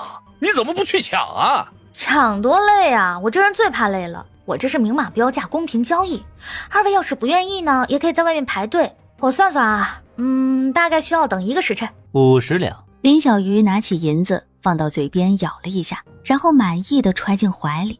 春杏儿、张嬷嬷，林小鱼朝后厨喊了一声：少夫人有何吩咐？清场。准备客客气气的将所有食客请出去。刚有人抱怨：各位街坊邻居，实在不好意思啊，刚才店里有贵客包场，为了补偿大家，本店即刻开启户外模式，吹着凉爽的秋风，吃着火锅更有感觉。而且今晚在外面吃的，每桌多送2盘鲜毛肚，所有餐费打8折。哇，还有这种好事啊！老板娘大气，把外面的桌子都搭起来，快！春杏立刻执行回应：林小鱼，你这是什么意思？什么意思啊？你们包的是场，是店里面这个场子，我答应你们清场了。你看店里现在不是1个人都没有吗？可你不是说不做生意了吗？这里面是京城最大的银号四海通的5万两银票，见票即兑。春杏和张嬷嬷的呼吸瞬间停滞了。5万两，那是什么概念？萧南很满意他们的反应，继续加码。城东有一座3进的宅子，带花园和暖房，地契也在这里。另外，我名下还有江南的2个庄子，每年出产的丝绸和茶叶尽归你所有。你什么都不用做，不需要伺候婆母，不需要应付妯娌，更不需要守着一个不知何时会咽气的活死人。你只需要点点头，跟了我，做了我的妾，这些就都是你的。从此以后，你只管过你的好日子，想买什么就买什么，想做什么就做什么，这不就是你想要的躺平吗？萧震在一旁听着，心里对自家二哥的手段佩服得五体投地，真是好一招一箭双雕，高，实在是高。5万两，一座3进的宅子，还有2个庄子，每年分红啊，听起来确实不错。每天睡到自然醒，没事就逛街购物做 SPA， 不用打卡，没有 KPI， 这可比开火锅店赚钱快多了，风险还小。是啊，这倒是条通往终极躺平的康庄大道。完了，少夫人要被银子打跑了。春杏手一抖，张嬷嬷更是眼前一黑。少夫人，您不能这么想不开啊，那可是做妾呀。不过做妾好像名声不太好听啊，出门会不会被人戳脊梁骨啊？这有何难？只要你跟了我，谁敢多说一句？你若是不喜欢妾这个名头，我可以给你贵妾的身份，府里下人见了你也得恭恭敬敬叫一声林姨娘。林小鱼像是被说服了，他点了点头，然后又摇了摇头。还是不行。还不满意？萧南的眉头皱了起来，他觉得这个女人有些贪得无厌了。你有什么要求尽管提，只要我能办到，都可以满足你。他甚至已经做好了打算，若是这林小鱼狮子大开口想要正妻之位，他也不介意回去就将自己那个木头一样的正妻李氏给休了。让我想想啊，1下2下3下，每一次敲击都像是敲在春杏和张嬷嬷脆弱的神经上。萧南和萧震也屏住了呼吸，等待着他的最终报价。我知道了，我不喜欢你。空气仿佛凝固了，萧南脸上的笑容僵住了。为什么？为什么？因为你长得比我老公丑太多了。春杏和张嬷嬷则直接实话了，但他们万万没想到，自家少夫人给出的理由竟然是这个，太直接了，太伤人了，也太爽了。萧南的脸以肉眼可见的速度从白转红，由红变紫，最后成了猪肝色，堪称一出精彩的现场变脸秀。看着你这张脸啊，我就吃不下饭，真的就想吐。再说了，你给我那些东西本就是我老公的，我不需要你送我，我要一样一样拿回来。二哥，你别站着了，都快1个时辰了。萧震在一旁看得心惊胆战，他从未见过自家二哥这副魔怔的样子。二哥，你别听那林小鱼胡说八道，你一点都不丑，真的。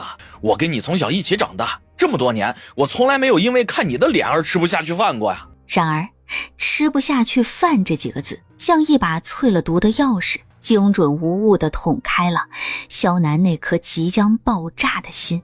给我安排人把他的店给我砸了。二哥，你之前不是说这点小事不至于？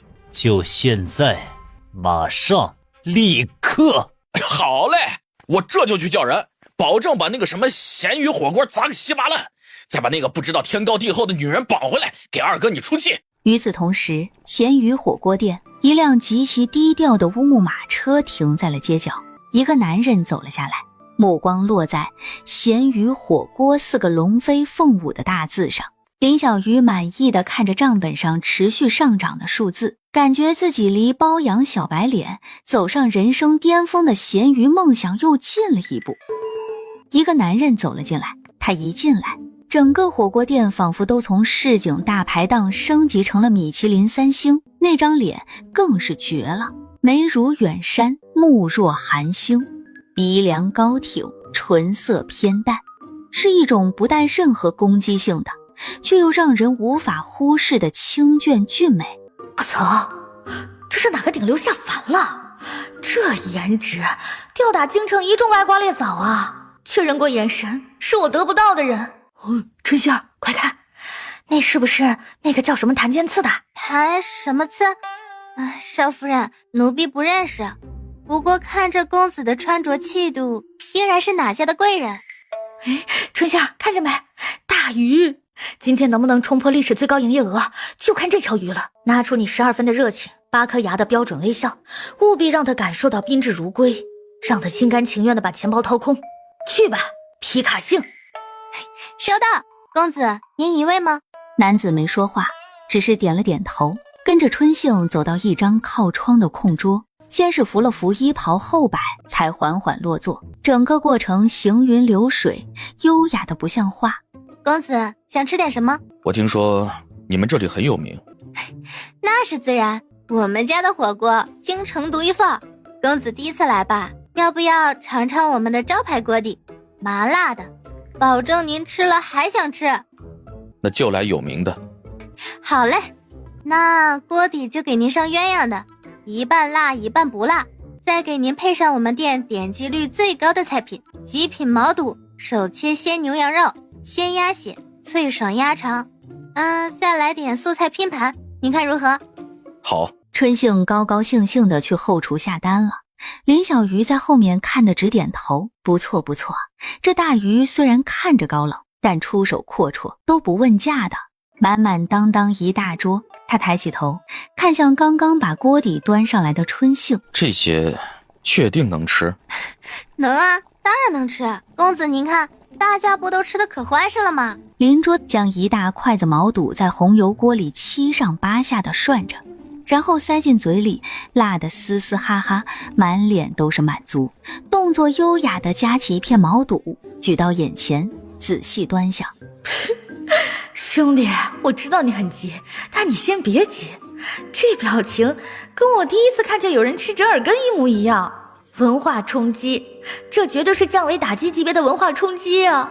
他甚至有点期待，这位贵公子待会儿被辣得眼泪汪汪，却还要强撑着维持风度的样子，那一定很有趣。这个黑色的是鸡血？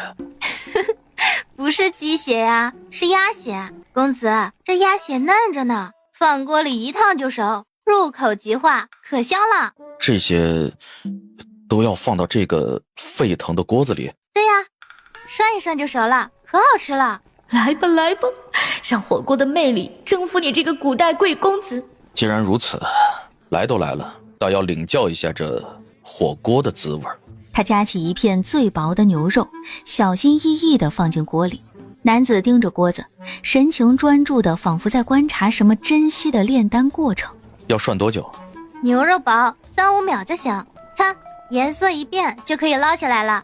男子按照指示，将那片已经变色的牛肉夹起，蘸了蘸一碗油碟里的蒜泥香油。在林小鱼期待的目光中，他咬了一小口。这味道竟然这么奇怪，但却的确感觉不同。来了来了，真香定律，看这表情已经被征服了一半啊！他又加了一片牛肉，这次动作熟练了许多。这个红色的汤汁倒是颇为鲜美。那当然，我们店的锅底可是用了10几种香料熬制的，麻辣鲜香，保准让公子您吃了还想吃。男子点点头，然后将目光投向了那盘黑色的毛肚。这一次他没有犹豫，直接送入口中。咀嚼的瞬间，他的眼睛微微睁大。这口感脆嫩中带着韧性，倒是别有一番风味。林小鱼在心里给他点赞，很好，已经学会品鉴了，下一步就是沦陷。果然，男子开始有节奏的夹菜涮煮，从最初的小心翼翼到后来的游刃有余，额头上已经冒出了细汗，但手上的动作却越来越熟练，取而代之的是一种专注而满足的神情，个个凶神恶煞，手里提着木棍、砍刀。都给老子听好了，不想死的就赶紧给老子滚！要是待会儿爷爷我手里这流星锤没长眼，砸到哪个倒霉蛋儿，可就别怪我没提醒你们了啊！说完，他抬起一脚，直接将旁边一张空桌子踹翻在地。妈呀，是城西的黑风寨，快跑啊！